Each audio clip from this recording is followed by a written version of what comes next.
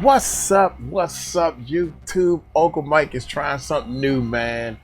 Kern Reed says she's framed for murder. No one believed till shady cops caught editing CCTV videos. What? Dude, they framed her, man. This is video part 3. This joint is 3 hours long. Am I gonna be able to sit still for it? Hey, I might have to hit pause and come back. But y'all hit that subscribe button, hit that bell. Don't forget, man, we got another channel, Before the Stage. Go check out our Before the Stage. We got more police stuff that we doing up there. Reactions at Uncle Mike. This joint right here been 100,000 twists. The part that tripped me out is when the police, who's used to interrogating people, they sit there interrogate. They can tell when somebody lying. I do not recall. Not to my recollection. Not to my knowledge. I don't remember. I don't suppose I remember that. All this bull, and now they in the hot seat and they putting out the same bull.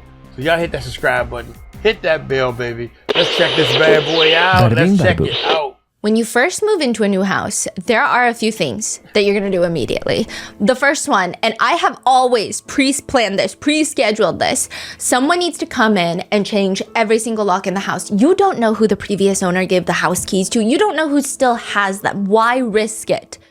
A family moves into their new home, and there are just like a few quirks that come with it. I mean, you could maybe say that the house is charming, objectively speaking. They've got a spacious backyard with a pool. It's 3 floors. They do have this interesting flagpole at the front of the property, but they are just so focused. This family is so focused on getting situated, unpacking all their boxes. But it feels like they're in some sort of weird social experiment, because periodically through the day, people will start randomly showing up. People will stop their cars, get out, take photos of this house landscape mode. They turn their phone. What is wrong with these people? It's a normal family home. This is not a landmark. This is not a massive mansion with Christmas decorations up. It's a random house. What are they doing? Others are driving by the house and doing these very convoluted random 3-point turns, and the owners are just looking out their windows like, why are they doing 25 3-point turns right now? Like they're in some sort of simulation and it's a glitch. Are they practicing for some driving test? Why do they keep doing this? It's not even necessary. It's not like they're going anywhere. They're just doing convoluted turns. Why specifically in front of their house that they just bought? What's even more interesting is the pictures listed on Zillow show the basement, and the basement floors originally looked normal. The previous residents used a good chunk of the basement as a workout room. So in the listing pictures, you have these American flags hung on the wall. There are weight benches. And because it's a workout room, the floor is covered with gym mats, those black rubber mats that you piece together like a puzzle. However, when the new owners move in, basement floors, gym mats have been taken off, and now it's just a random mix of plywood. It's not even hardwood floors, not carpet, plywood. And it's not one consistent type of plywood, not one consistent layer of plywood. It looks like random patches of plywood. Basically every single part of this part of the basement, of this part of the house, the flooring's been taken up. I mean, all of this, it's just hodgepodge, right? It just looks like it was thrown down. Something, the actual floor was ripped up. Let's say you've got plywood flooring and I spilled tomato juice down one side and you can't get it out. Would you go through the trouble of replacing the entire room? Or maybe just that patch? That's kind of what it looks like. Why are there patches of different types of plywood? Is that a new thing that the previous owners did right before moving out? I mean, that's up for debate. Everything is being debated by the internet. Everything about this house is being debated, not even by the new owners, but people online. People with abilities, whether you believe them or not, I guess is subjective, up to each person. They're saying that they can see and read energy, and they're posting these ominous videos of them reading cards into the house. And they warn everyone, this house, the energy here, it's not over. What you have to do is look at what's left over. It's far from over. Someone will have to step in. They think the house is suspicious. Other netizens online are like, okay, that's a little much. However, we agree with you. It is suspicious. Like the fact that the house went up for sale November of 2022. Nobody lists a house for sale right before the holidays. Nobody's moving at that time. Additionally, the house is originally listed for $949,000, but ends up selling for $905,000, a $44,000 hit in an area where real estate is in such high demand that usually there's bidding wars. How long did it take to sell? Do you know?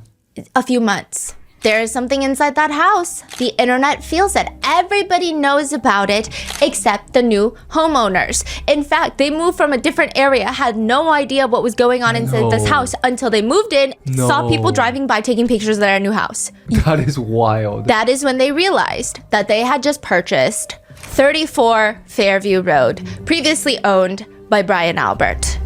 The house in which John O'Keefe's body was found dead in the front lawn. And the seller's agent, Brian Albert's real estate agent, Didn't say anything? they didn't say anything. And that realtor works for a firm that is owned by Carrie Roberts' sister. This is part 3 of the Karen Reed case.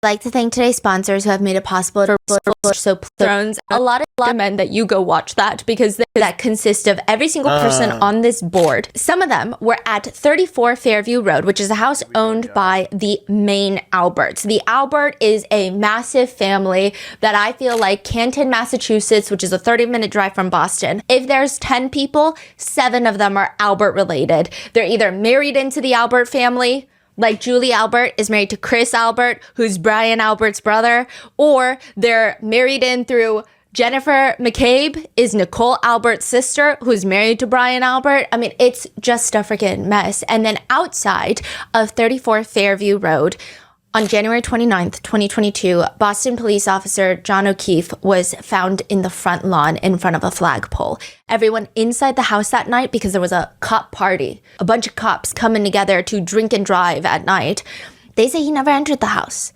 They say what most likely happened is John O'Keefe's girlfriend, Karen Reed, hit him with her car and left him for dead. Karen Reed, on the other hand, is saying that's not what happened at all. In fact, I am getting framed. Did not hit John with my car.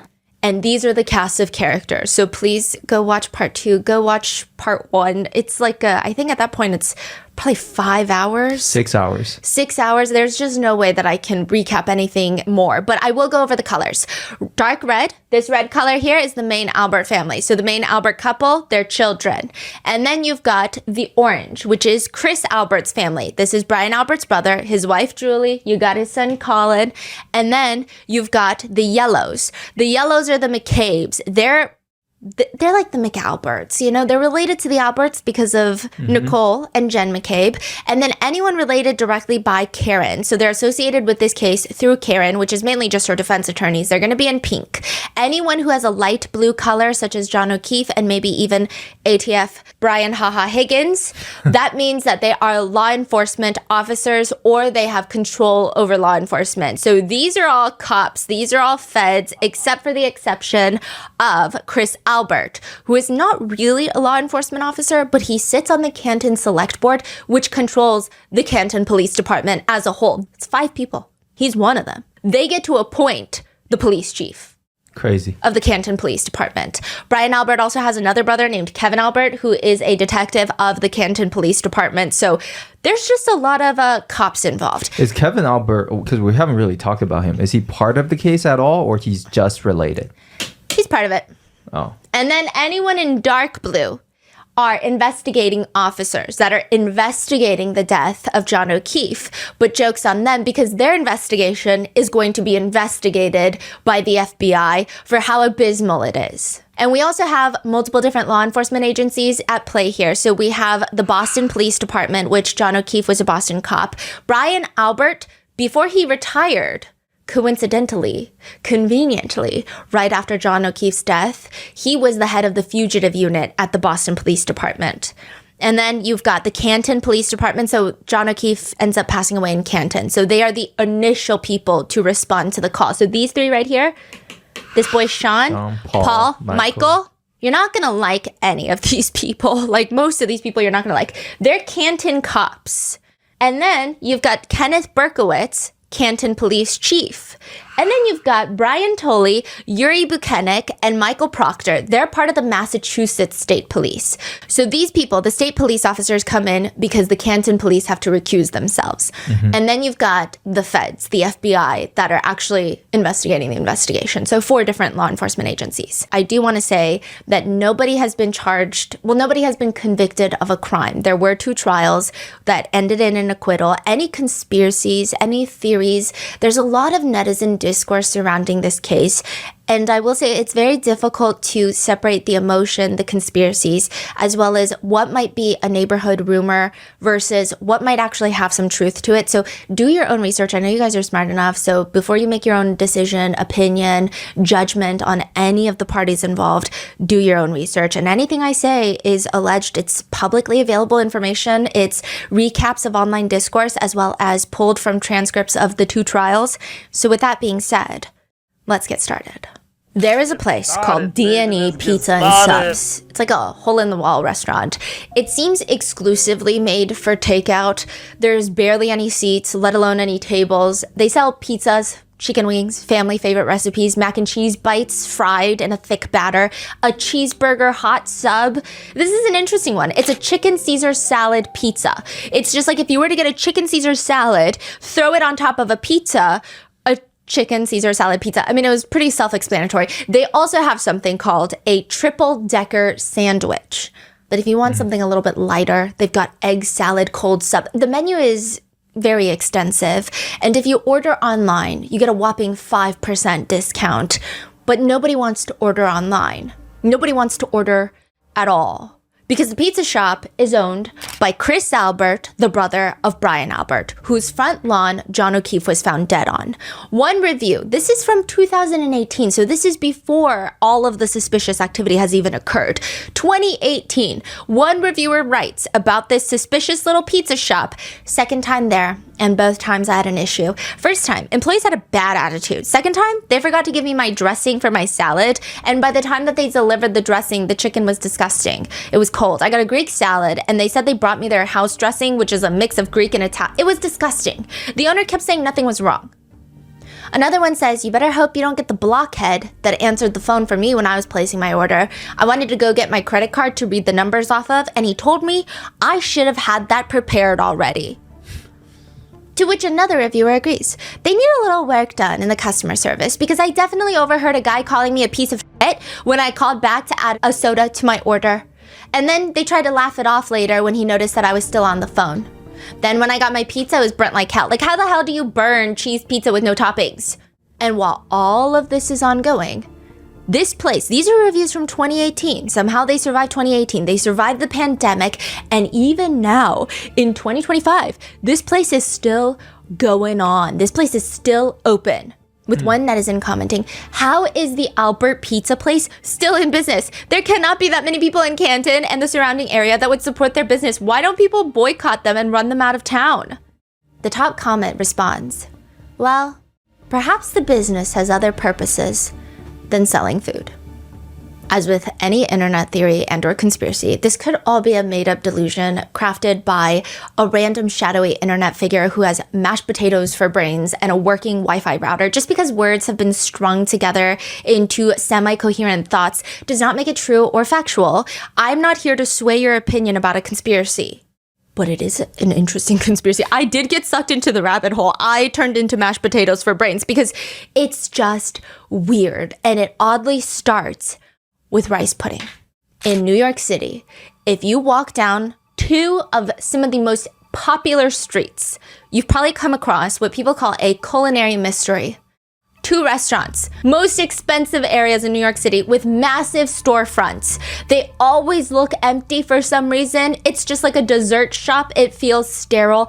It's called Rice to Riches. It's like the most niche desserts shop. There's so many dessert shops in New York City where they do all the trending Instagram desserts and they still close down because money is hard.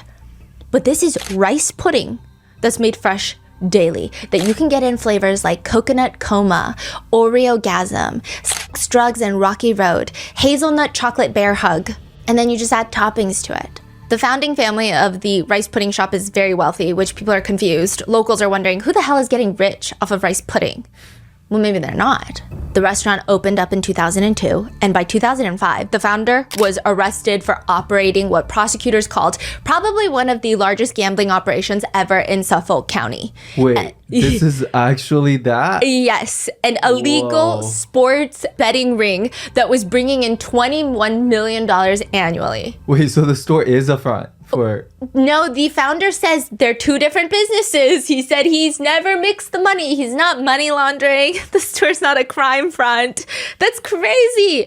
It's just a coincidence, he says. It's a coincidence. There's no connection between the gambling and the two dessert shops. The dessert shop is 100% not a crime front. That's what he says. That dessert shop is still open. There's no proof that there is money laundering happening. I mean, there's still two of them in New York City in the most expensive areas. So he's arrested, but his store's still running by someone. Yeah, he got out pretty quick. Oh. Now, to complicate things even further, everybody does say rice pudding's actually pretty good there. They say it's actually very addicting. One comment reads, nah, because the rice pudding is so good, I'm actually going to contribute to their gambling problem. Another person writes, the rice pudding is worth the organized crime here. That is what netizens believe is happening with D&E Pizza without the good pizza. There is no evidence, but they believe, based off the bad reviews of the restaurant predating 2022 and pictures of the food and locals saying, I don't know who goes there except for just fellow cops and like some random young kids. They believe there is no way that these people are staying open for business and profiting to feed their whole family. It doesn't make sense. One internet rumor reads, I heard from a friend that Colin Albert was selling drugs out of D&E Pizza and his daddy knew all about it. To which someone responds, of course his daddy knew. Who do you think he gets the drugs from? To be fair, another netizen comments, just no proof, just rumors.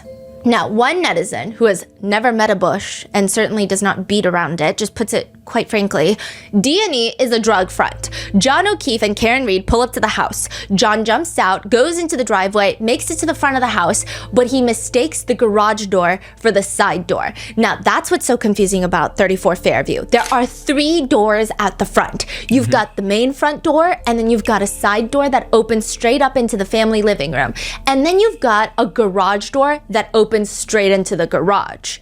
They say that John O'Keefe he thought he was going through the side door into the family room, but he ends up going in to the garage and he sees people, mainly Colin, engaging in and or selling drugs. That's the theory. Perhaps there are even large quantities of drugs stored in the garage to the point where the Brian Albert, he can't be like, I don't know what Colin's doing. I don't know what he's doing in my garage. And a fight ensues because nobody parks their car in the garage. They say that they just use it for storage. A fight ensues, this is the theory, and John O'Keefe is incapacitated. Everyone, mostly Caitlin and the girls, are told to get out. The biggest thing was, we know why the Alberts might want to lie. We know why Jen McCabe might want to lie. Why everybody on this board might want to lie. But why are Julie Nagel, her brother Ryan Nagel, Sarah Levinson, why are they lying? Because maybe they're also protecting themselves, is this theory. Caitlin and all the kids, the girls, they're told to get out while this is happening. John O'Keefe is subdued. Once everybody is out, he's transferred to the basement. This is the internet theory. This is what the netizen writes. Chloe attacks because she smells blood. John is beyond repair. Things have gone too far. Only option now is to move him to the yard and blame Chloe. Chloe's the backup plan. Unfortunately, Karen Reed makes herself a nice little pawn because she actually cares about her boyfriend, and the McAlberts take full advantage of that. Some people have taken this conspiracy a step further to allege that the drugs that we have no proof of being in the pizza shop, that the drugs in the pizza shop are actually obtained through police stations and police investigations. When officers confiscate drugs and do massive drug busts, it wouldn't be the first time that they take those drugs and then resell them for a profit, because who's going to come after them? The cops? They are the cops. That is the conspiracy with zero proof. Now, I don't think that this conspiracy would have gotten this far on the internet had it not been for the fact that August of 2023. So this is like a full year and a half after John O'Keefe passes. At a Canton Select Board meeting that this guy decides he's not going to show up to. Chris Albert, one of the 5 selectmen, he's like, I'm going to sit this one out. Chris Albert, he's not there. However, a woman named Helena Rafferty is there. Helena Rafferty is the new Canton police chief. She replaces Kenneth Berkowitz. Also, Kenneth Berkowitz dies. Unrelated. What? He has a heart attack and he dies. When? Way after. But he does retire the same year that John O'Keefe is found dead. So John O'Keefe found dead. After about 6 months, he retires. And Was there then, investigation going on against him? Like the FBI's were onto him? yes, we're When on he to everything. retired. Yes. Huh. Oh, but it gets weirder because Helena Rafferty, she becomes the new Canton police chief, the first female police chief. Was she directly from the department as well, or she's like transferred? Or Oh no, all from Canton. so they all know each other already? Yes. Okay. So she's the new police chief. She also randomly retired recently. While the case is still going on, Yes. the trial is still going on. Police Chief Helena Rafferty is retiring this summer. The announcement came the same day as opening statements in the second trial of Karen Reed. And then Kenneth passed away? Yes, from a heart attack. Really? Like no suspicions, nothing. I don't think it was suspicious. I don't think it's related to this case, but what is suspicious is one of the last things he does on the job, which I'm going to go through later. Now, Helena Rafferty takes over and she states in a meeting, I know it's been circulated that John O'Keefe had conversations with Canton police detectives related to drug activity in that neighborhood. John O'Keefe, to give you some context, is a Boston police officer. So he drives to Boston every day to go to work, 30 minutes. But he lives in the city, in the town of Canton. He reports that there's drug activity in Canton. Now, does he report it to his boss in Boston? No, because there's no jurisdiction. So he goes to the detectives at Canton Police Department. Who's a detective at the Canton Police Department? Kevin Albert. He went to Kevin Albert? He was one of the people. Huh. And he tells them, hey, I think there's suspicious drug activity going on in Canton. And Helena Rafferty, the new police chief, says, well, I'm here to confirm that John O'Keefe absolutely did reach out to Canton detectives related to drug activity in the neighborhood. He reached out to the detective unit. However, none, and let me repeat that none of John O'Keefe's well-documented correspondence with us included anyone alleged to be involved in this case. Nobody believes her. That's weird. Okay. What we're getting out of this is she did confirm that John O'Keefe told Kevin Albert and other Canton detectives that there is drug activity in this neighborhood. And this is where it gets suspicious. Chris Albert, Julie Albert, they had been neighbors with John O'Keefe for years. They recently moved away. Yeah. But for years, they were 2 houses down. They never got along with John O'Keefe. They never really talked to him. The day that John O'Keefe passes away, he goes to D&E Pizza. Some people think he's there to scope out what's going on. He goes to D&E Pizza, and that night, Chris Albert is the one to invite John O'Keefe to the Waterfall Bar. Are you saying that he rarely goes to D&E or? Nobody really knows, but the fact that he went the day of, people think it's very strange. Okay, another coincidence. Another right? coincidence. What's even more of a coincidence is when they get to Waterfall Bar, Karen Reed starts asking to go to D&E Pizza because she had heard that sometimes they open up after hours to make a pizza. Okay, so the order of event is on that day, Chris show up in the morning of. John O'Keefe shows up for a meal, for lunch. With his nephew. With his nephew, right. So Chris met John O'Keefe, say, hey, my old neighbor, we didn't like each other, but come hang out with us tonight. He says that they were friendly, but there's evidence perhaps that they were not. Right. Yeah. John shows up with Karen. To the Waterfall Bar. To the Waterfall Bar. And then Karen's like, oh, D&E, should we go? Can we go? But they didn't. Like a different day. Karen say, let's go another day. No, let's go tonight. Tonight. Instead of going to 34th Fairview, let's go to D&E. Oh, okay. And then they don't end up going. They go to 34 Fairview, and John O'Keefe ends up dead. So people think this is just too many coincidences in one. It doesn't make any sense. So this is where the theory comes into play, that John O'Keefe was killed inside the house. We briefly went over it because there's multiple theories. Some people think that the house is a house full of swingers, and maybe John O'Keefe was confronted by Brian Haha Higgins, about the conversations that he had with Karen Reed and all of that. There are a lot of side theories, but I think if you look at the pictures of 34 Fairview, it's going viral on TikTok.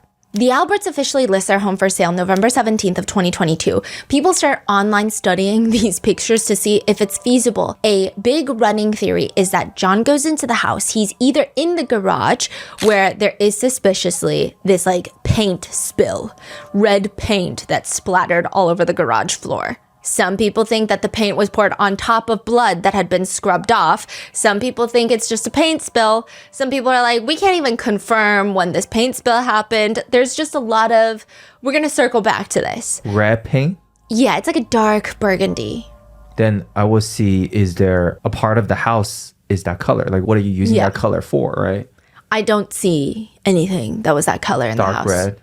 Other people think that this occurred in the basement. A fight breaks out in the basement, in the workout room, which would explain the laceration to his head. It could have been sustained from a dumbbell. It could have been sustained from any of the heavy weights down there. Regardless, all the theories end with John O'Keefe suffering a fatal injury to the back of his head. Nobody thinks that any of this was premeditated. In fact, a lot of the people that believe in the D&E theory, they believe that all these guys, they just want to beat John O'Keefe up.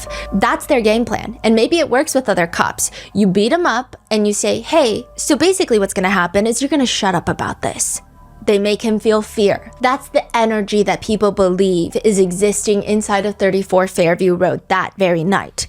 He suffers a fatal injury to the back of the head, and everybody starts freaking out because it wasn't supposed to go this far. Chloe, the German Shepherd, starts attacking John O'Keefe. The residents and the partygoers ultimately freak out even more, and they decide that they're just going to lay his body on the front lawn, and they're going to blame the snowplow drivers.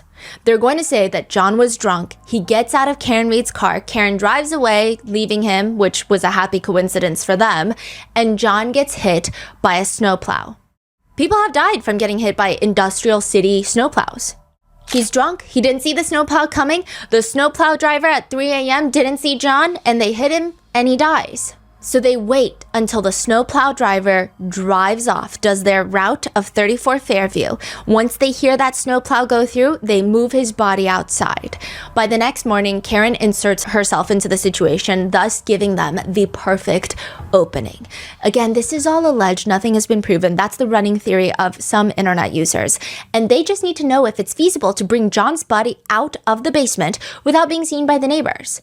The most popular theory comes from the basement opens into the backyard. There's what they call bulkhead doors. So it looks like one of those storm shelters. It's like a plank of wood. You know when you are on the street in New York and you see those steel doors that open and then you walk down and it's the bottom of like it's kind of like that, but not as official. It's just like a wooden door. You lift it up, there's a few steps, and then a regular door, you walk in, and that's the basement. Look at that. Yeah. Directly into the backyard, yeah. When you get out of that, you're in the backyard. You turn to the side, there's a fence. You open up that fence, directly in front of you is the flagpole. And that is the darkest part of the whole property. They believe that someone went, one of these partygoers, parked a car on the side of the street. Then the others came in through the back side door and dragged John O'Keefe's body towards the flagpole in the middle of the night, long after Karen already went home. But does the floor plan of the house make this theory feasible? Some people are saying these are the wild cards.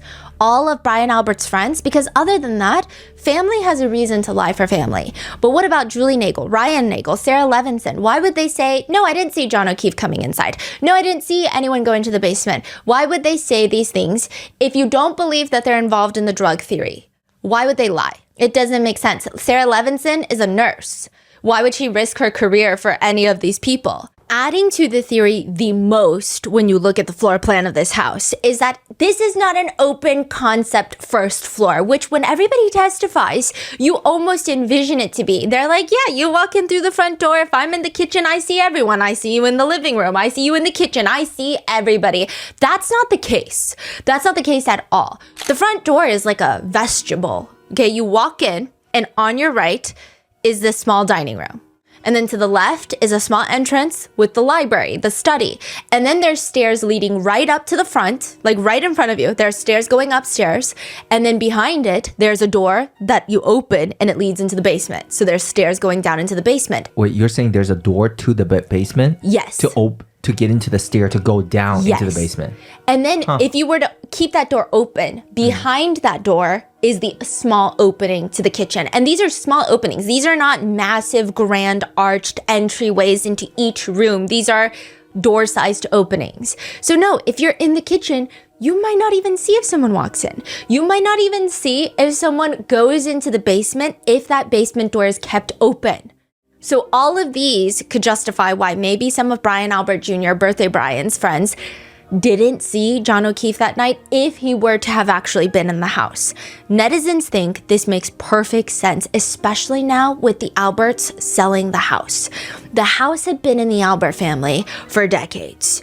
Albert, this Albert, Chris Albert, Kevin Albert, all of them grew up in that house and they just randomly decide to sell it. If you do look at the purchase history, it says that this home was purchased in 2010. That's not true. Brian Albert purchased it from his parents in 2010. It was owned by his parents before that. Furthermore, there are rumors that Brian Albert filled the pool in his backyard before selling the house. He filled it to the brim with concrete so that it's nearly impossible to go into the pool unless you have some sort of warrant, or even the amount of resources that it would go into digging up that pool. How legally exhausting would it be to fight something like that back and forth?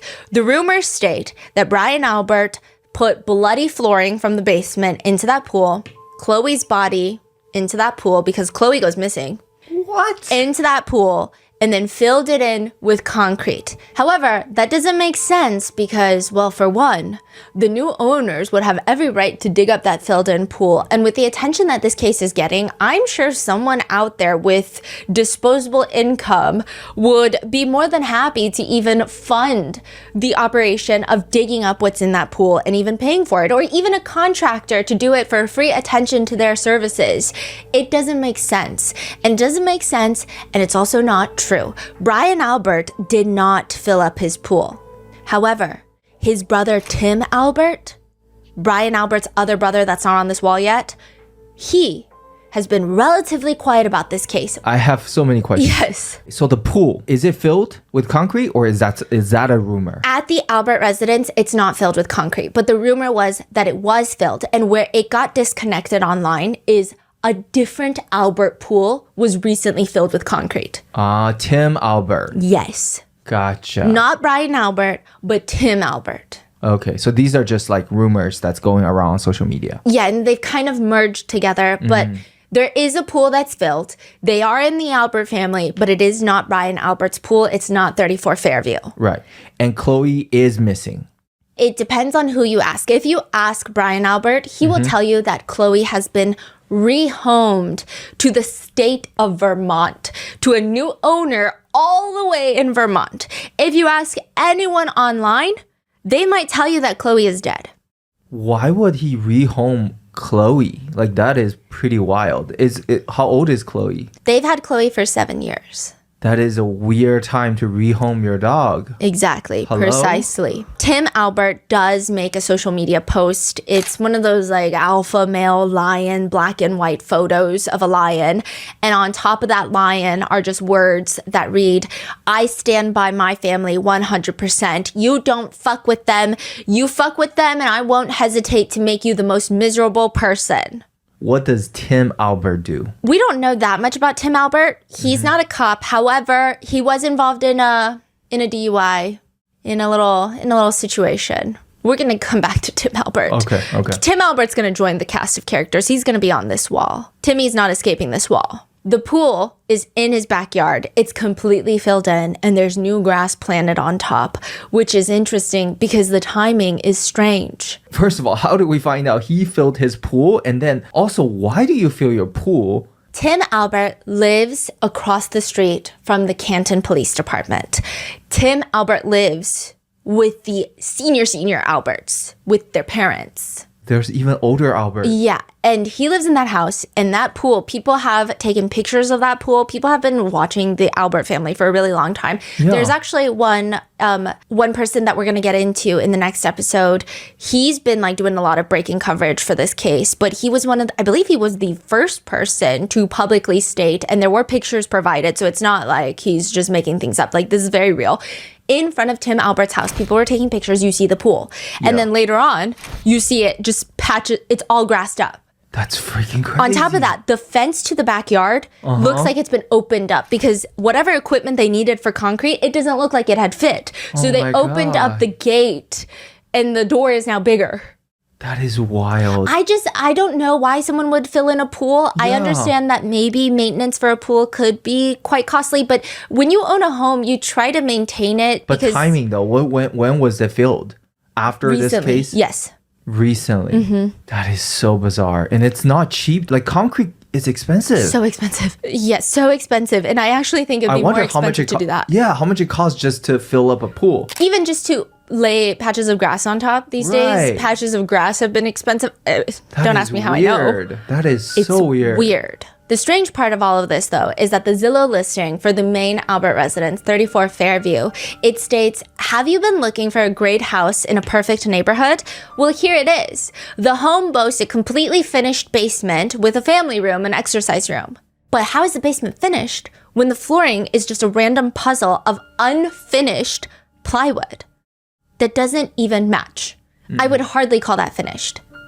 It's probably the second worst thing that you can find on the flooring of someone's basement. And the worst thing would be blood. And that is where the pool comes in. Because there's the unanswered questions. Let's say hypothetically the Alberts were to rip up the basement flooring because maybe there was some random dark liquidy substance that they didn't want on there. Where would they get rid of these massive planks of flooring? Would they just try? Wow, man. Wait a minute. So I don't think you fill a pool with straight up concrete. There are things you could.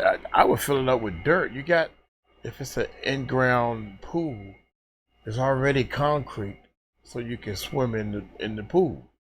You just put a bunch of dirt on there until it fills up with dirt, and then maybe you put some.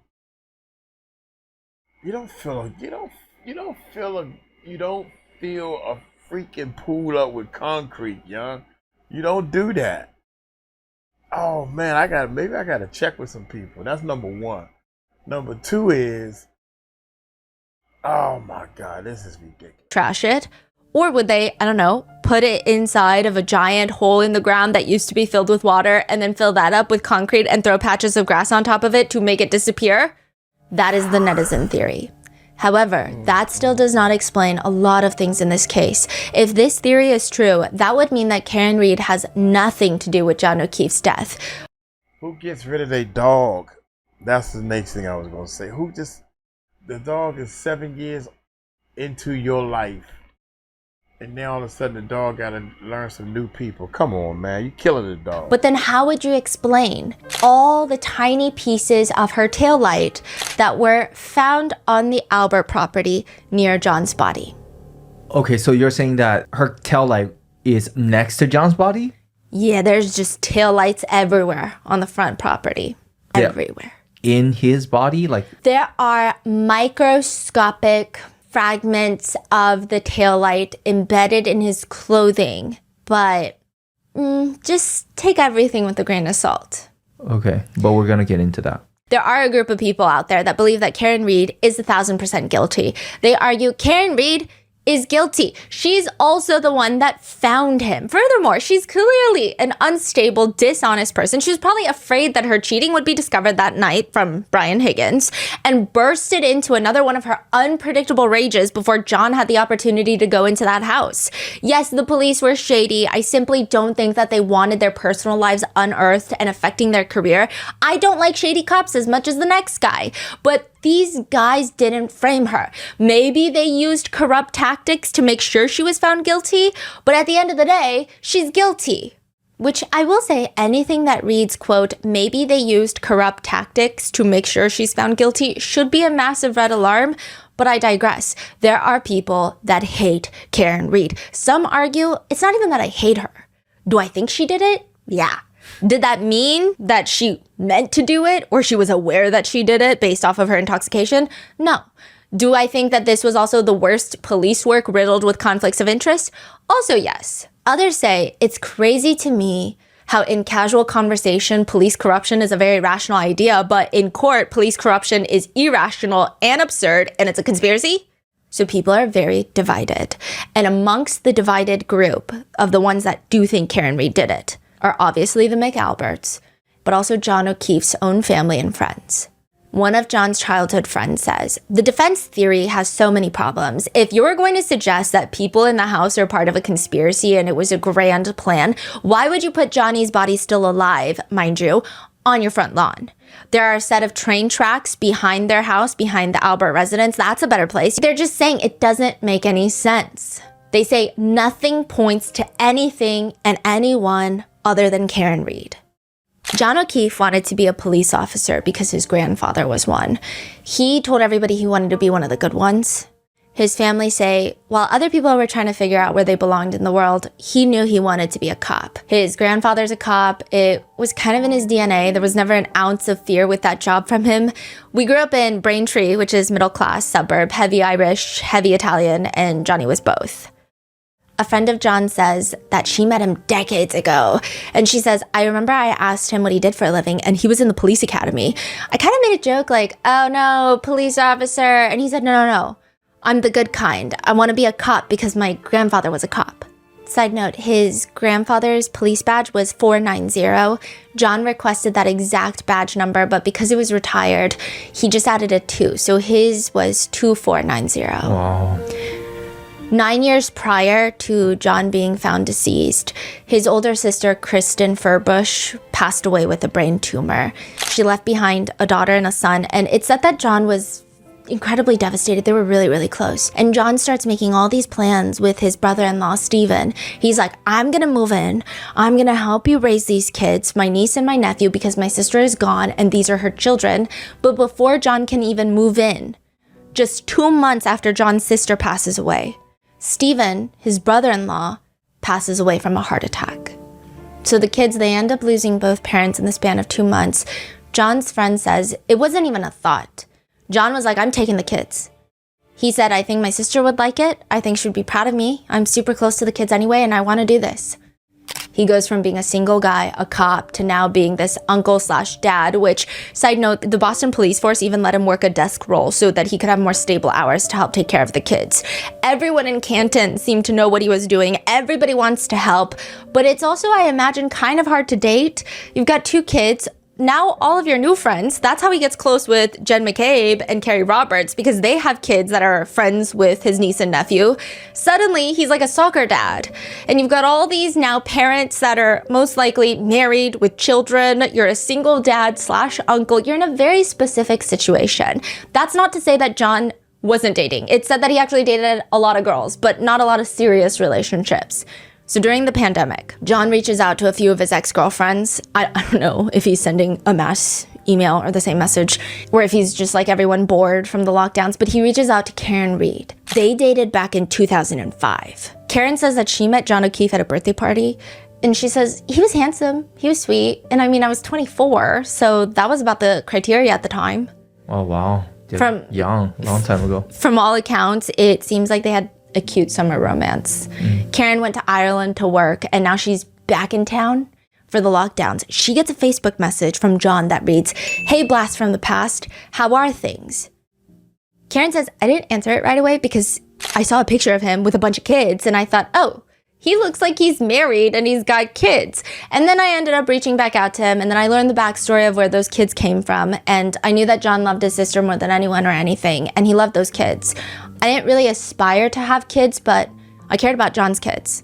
Karen's got her own house about 20 minutes from Canton, so she would drive and stay with John maybe 3 to 4 times a week.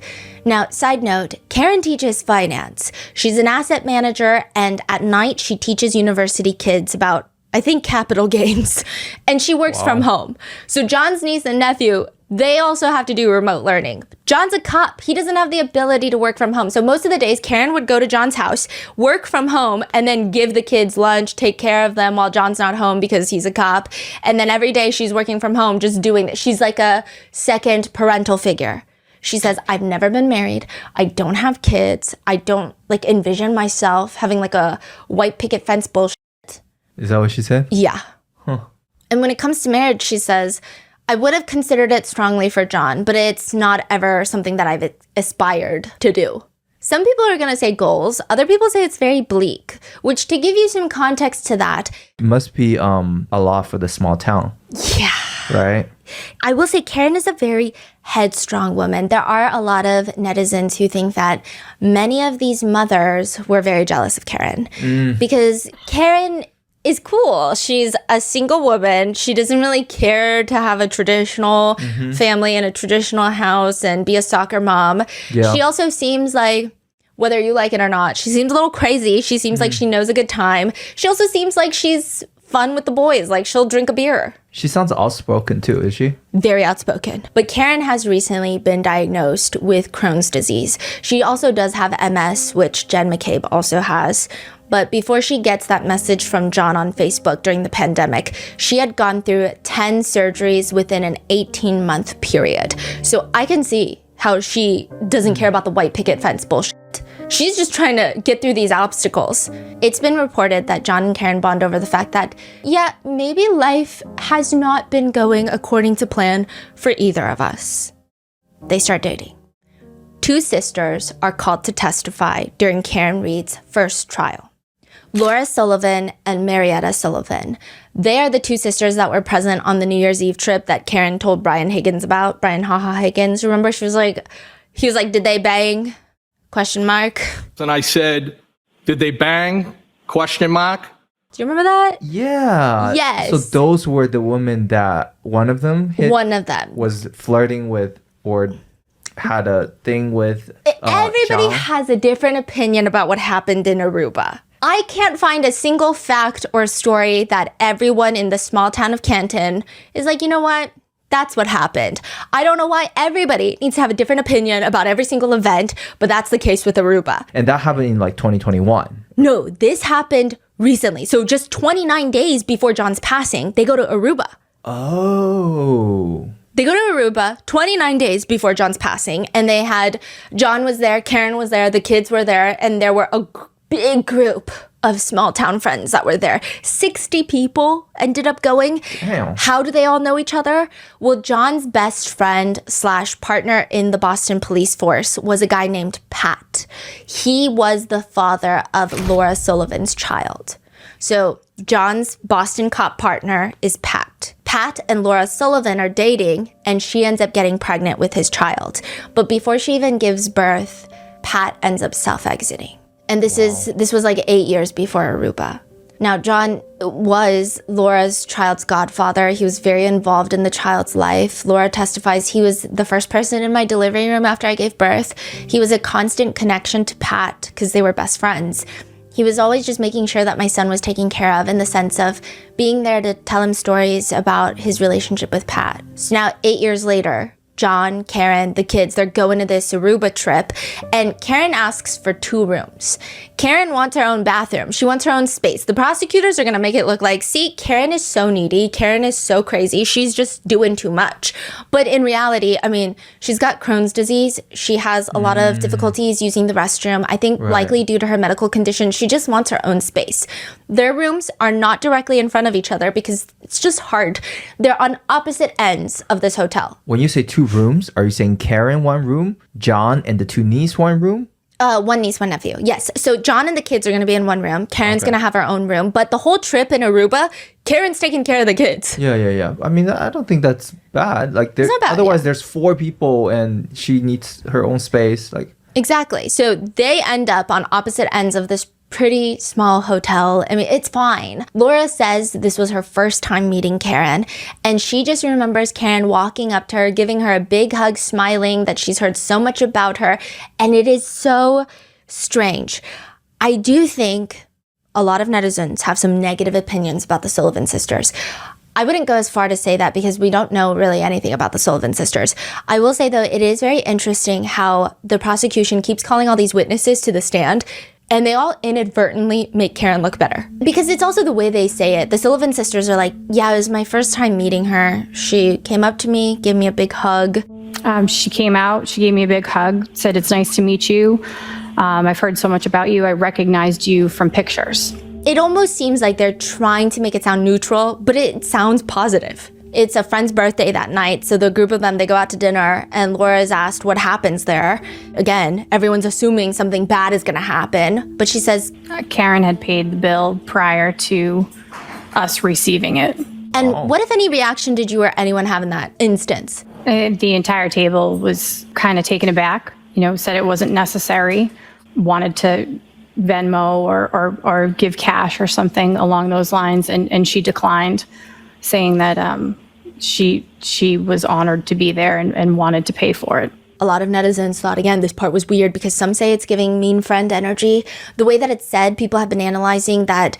I mean, to be fair, they are testifying at the trial. I don't know what you expect them to do, to just like smile and giggle through it. I don't know. I mean, maybe I would because I'm so nervous, but it seems like they're just trying to be as neutral as possible. But a lot of people are saying, that sounds like an amazing first impression. Why are they even bringing this up? However, Laura's little sister, Marietta, not nearly as good of a first impression of Karen Reed. She gets up in the stand, and Marietta says that she ends up flying into Aruba a little later than her sister.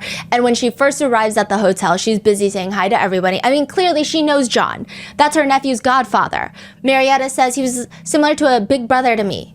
He was similar to a big brother to me. He was somebody who was there for my sister during her darkest times.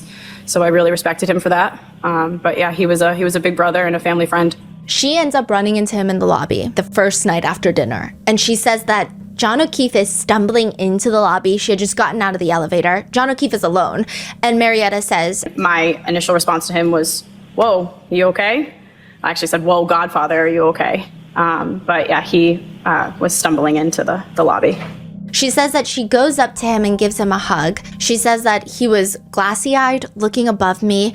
We never made eye contact. It was like he was looking above me. It looked like he was looking for someone. I asked him, where are you going? Assuming that he would be coming to the pool bar to meet all of us. So I guess all the friends were there. He kept looking around and he indicated that he was going that way and pointed toward a bank of rooms to our right. And I said, well, you should go that way. And I stepped back and I guided him toward the area that he was going. He walked off. I continued out to the pool bar where I heard very loudly his name screamed across the lobby very angrily, and it made me stop in my tracks. So I turned around to go back in.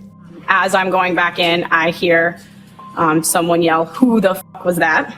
As I come around the corner, I see Mr. O'Keefe walking toward a woman. He said, calm down, that's Laura's little sister. I said, hi, nice to meet you. That's when Miss Reed's head snapped up, and she very loudly told me to go f*** myself across the lobby. And I said, yeah, f*** you too, and walked away. This was my first interaction with her. I had never been fully introduced to her at all. She was just very loud. She was very energetically screaming at me to go f*** myself. She was waving with her hands. Johnny was trying to calm her down, and after I said, yeah, f*** you too, I went out to the pool bar, and I didn't see much after that. I went straight to my sister Laura, and I looked at her and I said, John O'Keefe's girlfriend? And she looked at me and said, Karen? And I said, yeah, you guys like her? She said, yeah, she's okay. And I said, well, she sucks. Laura, Marietta's sister, says that she went to talk to John about the whole thing. So it seems like obviously Laura and John are closer. So Laura wants to talk about her sister. Yeah, what happened? And she says, quote, I said, what's going on? And he said, nothing. I said, did Marietta and Karen have words? He said, I don't know. And I said, well, that's not what Marietta said. And I asked him if everything was okay. And at the time, his phone was lighting up and it looked like calls, text messages. And it said Karen on his phone. I asked him if he needed to take it. And he said, yeah, she's crazy. I got to take care of this. Laura says throughout the entire trip, he just didn't seem like himself. She says, quote, he seemed distant. I asked him if he was okay. And he kind of just, shrugged it off. And I said, are you happy? He kind of just rolled his eyes and shrugged it off. And I said, well, something along the lines of life is too short to not be happy. And he goes, well, Laura, it is what it is. I did ask him if he wanted to talk about it. I said, do you want to talk about it? And he was like, not really. Eventually, Laura says that John tells her, well, apparently I made out with your sister the other night, according to Karen. Side note, it has been debated whether or not they did make out. Both the sisters kind of state that they never made out. Some netizens feel like they have mean girl energy, and if Marietta did kiss John, she could have easily said no. Additionally, she had a boyfriend that night, or that time, so she could have lied. Wait, this is all from, you know how Karen was telling Brian Higgin that John was making out with a girl. And the sisters are saying that was the incident in the elevator. They're just walking out, exchange words. But Karen thought either thinking something happened or whatever. That's it. That was all the sisters are saying. Yeah. Wow. I mean, some say the way that Marietta describes hugging John, it feels very intimate. To notice that he's like looking above her while they're hugging. It just, I don't know. Some people, the way that she says that she testifies sounds more intimate. People have been really dissecting it. Either way, Karen ends up believing that they did kiss at some point. And then she ends up believing that she believed it wrong. Another thing to note that could indicate why Karen was so angry is Karen was in the hotel room taking care of the niece and nephew while John was out getting drunk. So that might have led her to believe that he was out doing something that he shouldn't have been doing, and she caught him in the act. Later, Karen pulls Laura aside and she says, hey, I'm sorry. I thought I saw something that I didn't, and I would like to pay for some of your sister's room. Really? Yeah, Laura testifies, I said it's absolutely not necessary, just an apology will do. Wow. The prosecutor asks her, did she persist in wanting to pay for that room? She did. She just said, I will apologize, but something along the lines of, I want to pay for some of her room. Can I just have her room number? I don't remember if I gave her the room number or not. I don't really know. Obviously, this Aruba incident was a big deal for Karen. She was texting ATF Brian about it, and she sounds really hurt, which is why netizens are confused why the sisters were called to testify. I mean, they have no connection with the alleged crime, the alleged charges. Additionally, some netizens feel like it actually validated Karen's side more. But nevertheless, that was beginning of 2022. 28 days later, John O'Keefe and Karen, they get into another fight. The morning of January 28th. The day... Technically the day, yeah. Of. Karen and John, they start arguing, and it's mainly because Karen took John's niece to Dunkin' & Donuts for breakfast. Karen says, he thought I spoiled them. I was miffed because it was just in the essence of saving time. I would say the arguments that we've had, this was probably one of the unfair ones, so I got my back up more than I normally did. And it sounds kind of like an unbelievable fight, but a close friend of John's does state that John would complain about Karen, and what would he complain about? Quote, I did hear him complain about when Karen would buy very nice things for the kids. He wouldn't like that, stuff like that.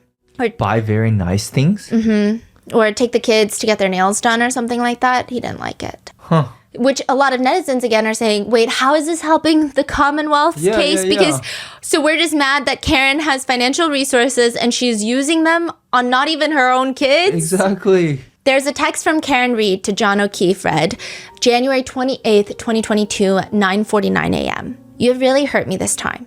John responds, I'm sorry, this has been an issue with me for 8 years. It physically hurts me to see everyone else in their lives, the kids' lives, do things for them, and I'm forced to always be the bad guy. Which, while I can see how frustrating that is for John, just on a human level, a lot of netizens also argue, but that's not Karen's fault because Karen is not their parent, is not their guardian, is not their parental figure. And if anything, she's being nice to the kids. In fact, a lot of people say that the kids loved Karen, and that actually caused a lot of strain in their relationship. Karen responds, I am not the same as everyone else. Most of the time, I try to do what is healthy and smart for them. More importantly, I try to support you and what you need. You just lashed out at me and said terrible things. I don't know how you've gotten to this point with me when I'm just trying my hardest. You made your point and you continue to beat me down. I have a lot going on too. Physically, I'm falling apart and trying to get answers and help. I'm just your girlfriend. I'm not a perfect parent. I'm trying very hard and sometimes treat them nothing like I used to. So a lot of people think it indicates that maybe prior she would make a lot of meals that were maybe healthier. John responds, I know, I'm sorry for lashing out. I'm just hurting and struggling daily with them. Always feel like I'm failing at this parenting thing. I wasn't built for this. Karen responds, niece, the niece's name redacted, isn't perfect, but everything wonderful about her is because of you. I know she's her mother's daughter, but she wouldn't be so bright and successful if she lived with anyone else. These are the morning of? Or? Yeah. Karen's texting him not to lose faith in the kids or himself. And she says, life can pick you up sometimes. Please be happy with them and put away your frustrations for the rest of the day and just be so proud of yourself, JJ. But later in the day, I think Karen has some time to stew about it. She thinks about it a little bit and she responds, I feel pretty about how this morning went down. I know you said sorry, but it really stung, especially when I've been trying pretty hard lately.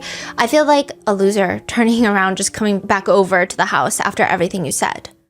John responds, not sure what else you want me to do. I said I'm sorry and I was out of line. If you prefer to stay home, I totally get it.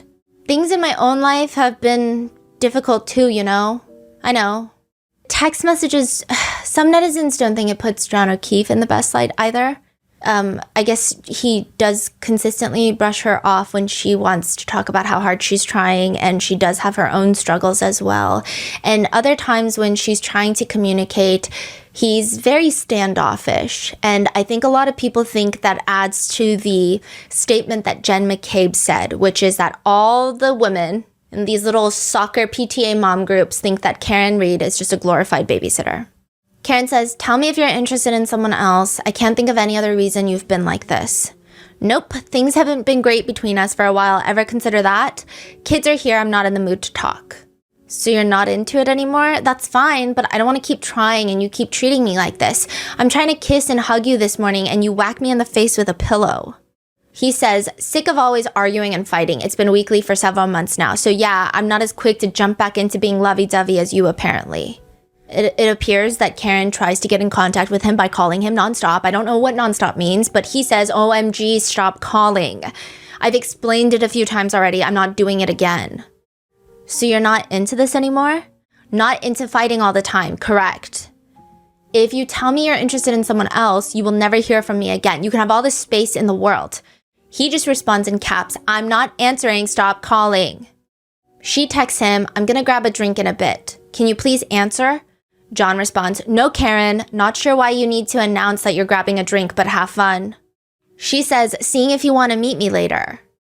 Again, a lot of people say that these texts give the impression that Karen just really wanted attention from John, and that could explain why she was reaching out to Brian Haha Higgins. It seems like she just wanted John to show her some sort of... I mean, the logic is coherent. I'm not saying it's the right thing to do. She later texts John O'Keefe frustrated. I've been dealing with my own personal crisis over things that I have zero control over. I'd like to lean on you too sometimes. Instead, I just hear everything I've done wrong. She also states that she doesn't want to go meet him at the house right now because she feels like the second she walks in, the niece and nephew are going to get chatty with her and, quote, that's going to irritate you. So again, which further, I mean, at this point in the text message, he doesn't disprove the theory. Wait. She's saying that if the nieces are showing like interest in Karen, like getting close, like, you know, being friendly, that's going to irritate John O'Keefe. I don't think it's just the fact that they're probably friendly with Karen Reed. It's the fact that they probably think that John O'Keefe is the bad guy, the bad cop. And she's the fun one. And they're going to be like, you're fun, unlike JJ. And maybe they say stuff like that. I don't know. You know, so, I mean, there was another incident where Karen said that the kids had gone on to vacation with John O'Keefe's parents. When they get back, they hugged Karen first. And that was kind of a situation in their relationship. I think that maybe some netizens are saying it also adds to the dynamic of the fact that these are not his kids. If they were his kids, he'd probably be a lot happier that maybe his kids even like his partner more than they like him. Because that's what teenagers do. But I think it's the fact that he was also their uncle, their fun uncle for the longest time. Fascinating. And then now he's, I don't know, right? Yeah. But Karen states that John would get a little upset over things like this. Side note, in the text messages, there are conversations about a water heater that was not working at Karen's house. And it's interesting because, again, when you read these messages, some people interpret it as, God, Karen Reed is so annoying. She's so needy, so high maintenance. Others think John is just kind of mean towards her and not really showing her basic appreciation. The only reason he even invites her to CF McCarthy's that night is because he tells her straight up his friend is going home, so he needs a ride, essentially. And again, this does not really help the prosecution. In fact, it just shows that Karen Reed wants a healthy relationship. If she's not getting it, she would just rather John tell her and they can move on. That's the vibe. And it also seems like she likes him more than he likes her, which would mean that her outbursts of believing that he's cheating on her doesn't seem so far left field. One netizen comment reads, "To be honest, I expected the text to be really bad. Thus far, I just see a lot of standard couple bullshit." Karen says this fight was pretty rough. She ends up calling her dad that day before going to CF McCarthy's and then Waterfall and then 34 Fairview. She's at her house and she just says, "My father just gently said to me, 'Karen, why don't you stay home tonight? It's gonna snow anyway.' But I didn't."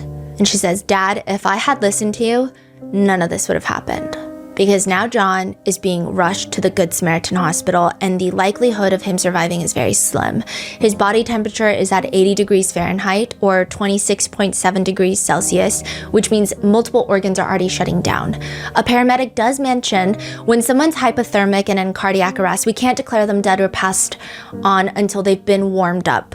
A lot of times with hypothermic patients, they can appear to be dead when they're actually still alive. So there have been instances where people have woken up in the morgues that were hypothermic and when their bodies warmed up a little bit. So we have to be very cautious, very careful about treating them as much as we can.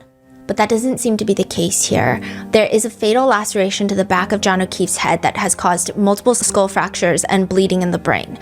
John O'Keefe will pass in the hospital, while Karen is 2 doors down on the same floor, losing her mind. Karen gets section 12'd in that same hospital. She says while at the scene, she calls her mom, she calls her dad, her brother, nobody's answering, she's freaking out. Eventually her dad calls her back and in this emotional distraught state, Karen tells her dad she does not want to exist anymore. He is so nervous for his daughter, he calls the police to make sure that they're making sure she's not trying to do anything. Like the Kempton Police Department? Yes, and they section 12 her because, you know, his trust in the police was very high at this point. Yeah. Could you explain section 12 for? It's like a psych evaluation. So she's forced to go to the hospital, go through a mental evaluation to make sure that she's not going to self-exit and be a harm to herself and or to other people. She ends up 2 doors down from John. John's parents are driven to the hospital by Carrie Roberts. So after leaving the scene, she actually drives back to the scene. It's very complicated. She and Karen leave 34 Fairview together. And then the officer calls Carrie Roberts and is like, you gotta bring Karen back because we gotta section 12 her. So then she drives back to 34 Fairview. Karen gets ambulance to the hospital, section 12. Carrie Roberts then goes to pick up John O'Keefe's mom and dad, Peggy, and they drive to the hospital. And Peggy O'Keefe, John's mother, says, we started walking down the corridor of the hospital, and as I'm walking down, I hear Karen Reed yell, "Peg, is he dead? Is he dead? Peg, Peg, is he dead?" And I just kept walking, and then I asked, I don't know if it was a nurse or a worker, I just asked, what is she doing here? And she says, oh, she's being psych evaluated. To which Peggy is later asked by Prosecutor Brennan, Special Prosecutor Brennan, right here. He's the prosecutor for trial number 2. Yes, and he's a special prosecutor, so he's not a DA. He's brought in specifically for this case, and he's paid like $500,000. Sharper than Lally, I will say, but still kind of, his nickname online is Spanky. Spanky? Because his name is Hank. Hank, Spanky. Yeah, they call him Spanky. That's it? Just because of his name is Hank? I think it's Special Prosecutor Hank. And I think it's supposed to Spank. be not the nicest nickname. Spanky, got it. Yeah. To which Peggy is asked later by Spanky, so when she was yelling, could you describe her mood or demeanor? Was she animated? She was loud. I don't know. She was just loud as she was saying it. Paul O'Keefe, John's brother, will also later testify that Karen screamed at him too, to which Paul at this point blows Karen a kiss and walks off with his family. This blowing of the kiss has been interpreted in drastically different ways depending on the netizen. Some people think that it's just him trying to show her love in a very difficult situation where everything is falling apart. Others say it's kind of weird. You know, I don't know. Now, a firefighter later testifies that it appeared to him that Karen was showing signs consistent of having gone through a traumatic experience, rapid, repetitive speech, and it's been said that she was freaking out about how she was going to take care of the kids. So she might have felt some sort of responsibility there. Karen's brother says when Karen finds out that John is gone, she does lose it for a little bit, but within a short period of time, she finds a way out. She says, by the time I finally get out of the hospital, right before noon, I said, Dad, I want to go see the kids. So Karen, her dad, and her brother, they all drive to John O'Keefe's house. where John's parents, John's brother, John's father, his niece and nephew were all there. And Karen says, I hugged his dad and his niece, greeted his brother and his mother. I knew they had just identified the body. And I said, Paul, which is John's brother, Paul, what did he look like? What happened? And he said, my brother looks like he went 5 rounds with Tyson.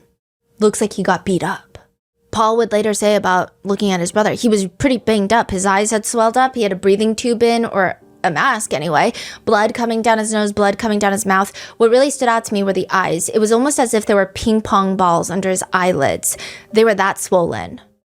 However, Karen states John's mom clearly doesn't agree. She claims John's mom, quote, and his mother leaned over the kitchen island and says to me, I think he looks like he got hit by a car. I think he looks like he got hit by a car. And I'm like, wait a minute, were you both looking at the same body? That's what Karen says. Karen eventually goes upstairs to grab her things, and she knew immediately the whole thing felt off. That's why she doesn't end up staying a long time. Karen's dad and brother are also there, and Karen's brother says after a couple of minutes, John's brother gets a phone call. He leaves the room, and when he comes back, the way he looked at my sister, it was like time stopped. Oxygen left that room at that point, and there was some serious looks of guilt being thrown at Karen, subsequently at my father and I as well. Karen says, I could read the room. I could tell that I wasn't wanted there. She really was not. Later, Peggy O'Keefe testifies. And then they came in, and then he said, do you mind if we go upstairs and get a couple of her things? Which I never should have let them go up there, but at the time, and I really didn't have anybody else to help me keep them down in the kitchen. So I don't know what they got up there, what they did up there. So Peggy's saying, I shouldn't have let Karen upstairs that day. Peggy also states that she doesn't remember ever saying anything to Karen along the lines of accusing her of hitting him with her car, but I don't know. One of John's closest friends also states, we had no details at this point. I immediately called Johnny's brother Paul, and Paul started to fill in some of the gaps. Everyone liked Karen, and everything changed on the morning of the 29th. And everyone thought, if she did this, she's going to be held responsible for it. And at this point, we didn't necessarily think that Karen hit him on purpose. We just know that something happened, she hit him, and she left. One of John's friends compares it to Karen needs to fall on the sword if this is what she did. They just want her to admit it, show remorse, and they can move on. But as the trial goes on, they change their minds and they say, quote, this is quite literally a murder carnival. And it's as though Karen is the happiest murder defendant in America, walking a red carpet on her way into her own murder trial. That's weird. What changed? They truly believe that Karen did it. And they think that all these conspiracies are just heinous conspiracies crafted by the defense to... They think Karen did it on accident at first. And then they're like, if she's trying this hard to make up all these, quote, lies and conspiracies and brainwash the media, then that means that she might have done it on purpose. And there are things that maybe they just can't justify, like the fact that a tiny piece of John O'Keefe's hair is found on the bumper of Karen Reed's car. Now, some argue, yeah, well, that's not really that abnormal. I mean, John O'Keefe, like, Karen Reed would park her car in John O'Keefe's garage. This is not completely unheard of. Other people say the fact that the hair was found on her car should already be alarming. Because at this point, her car has been driven around a blizzard. It's been towed from police station to a house. It's towed everywhere. And people are confused. Quote, you're going to tell me a hair stays on the bumper throughout the entire drive, 60 miles back and forth through a blizzard? And you're going to find a tiny hair on the bumper? That doesn't make sense. Other things that don't make sense? Well, you've got Michael Proctor. To have a stellar performance review for work is a very hard endeavor. If you've never had a bad mark on your employee performance review in 12 years, you might as well brag about it too, saying, quote, I've never had a single complaint. I've never been the subject of any disciplinary actions. All my employee evaluations are either outstanding or excellent. But sir, quit playing. We know exactly what you've done. Trooper Proctor is up on the witness stand, and for my audio listeners, he looks like a freshly boiled egg. There's not really a more eloquent way to describe his features, though Proctor is a witness and one of the lead investigators on the case of the death of John O'Keefe. He's sitting at the witness stand looking like a defendant. I mean, he might as well be. He's fighting for his life. He tries to win the jury over with the fact that he's been doing this job for 10 years. And everyone's like, that's actually terrifying. 5 years with the homicide unit. Again, were scared. Several homicide schools he's attended. That's what he calls them, homicide schools. He also has experience working in narcotics. A lot of people are like, lots of cops with access to drugs. He was on a shift when the call comes in that there was a male party discovered on the snow outside of a residence. That's what he says he was told. He wasn't told anything else.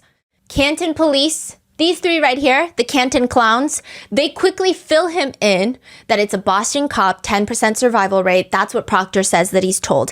And the first stop Proctor says he's going to make is going to the woman that called 911, Jen McCabe. He drives over to Jennifer McCabe's house where Jen McCabe is there. Her husband, Matt McCabe, is there.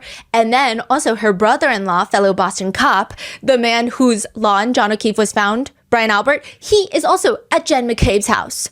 This is second day? First day, 29th, 30th? Yeah, the 29th.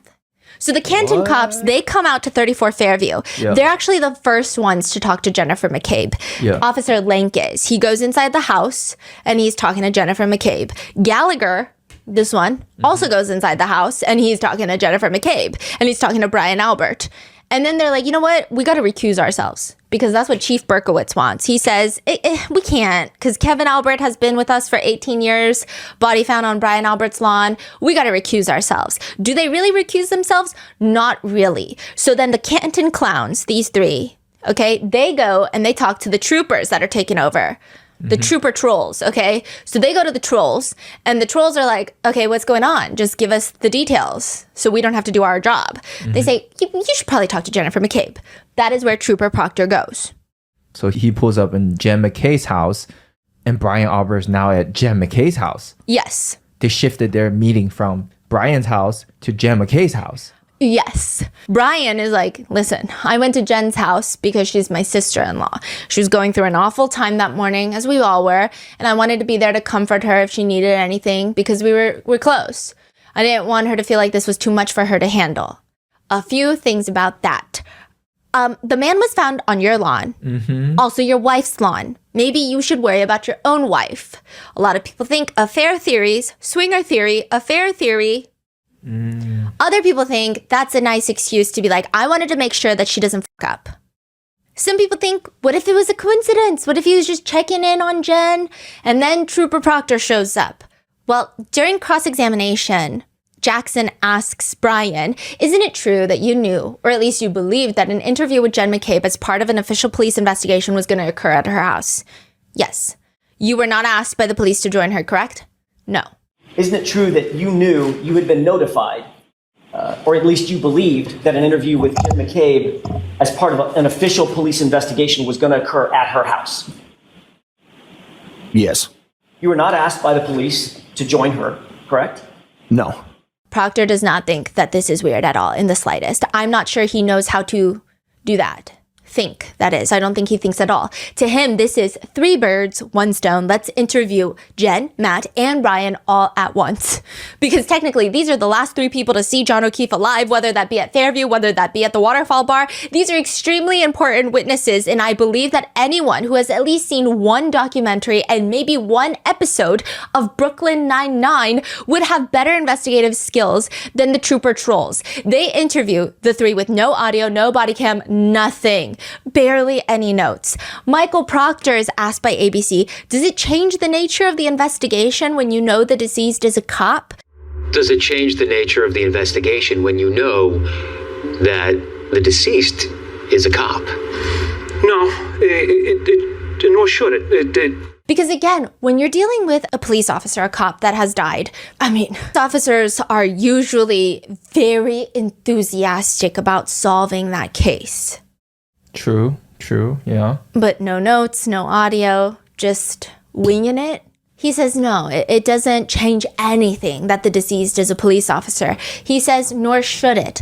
There is a little more emotion involved towards the deceased, which makes sense. And maybe that justifies why he starts looking through deceased officer's girlfriend's phone for nudes. You're like, yeah, I'm extra sad because the deceased is one of one of me. We're all law enforcement. We face the same battles every day. We relate to each other. So what happened immediately after they called Karen Reed to the station and took over her phone?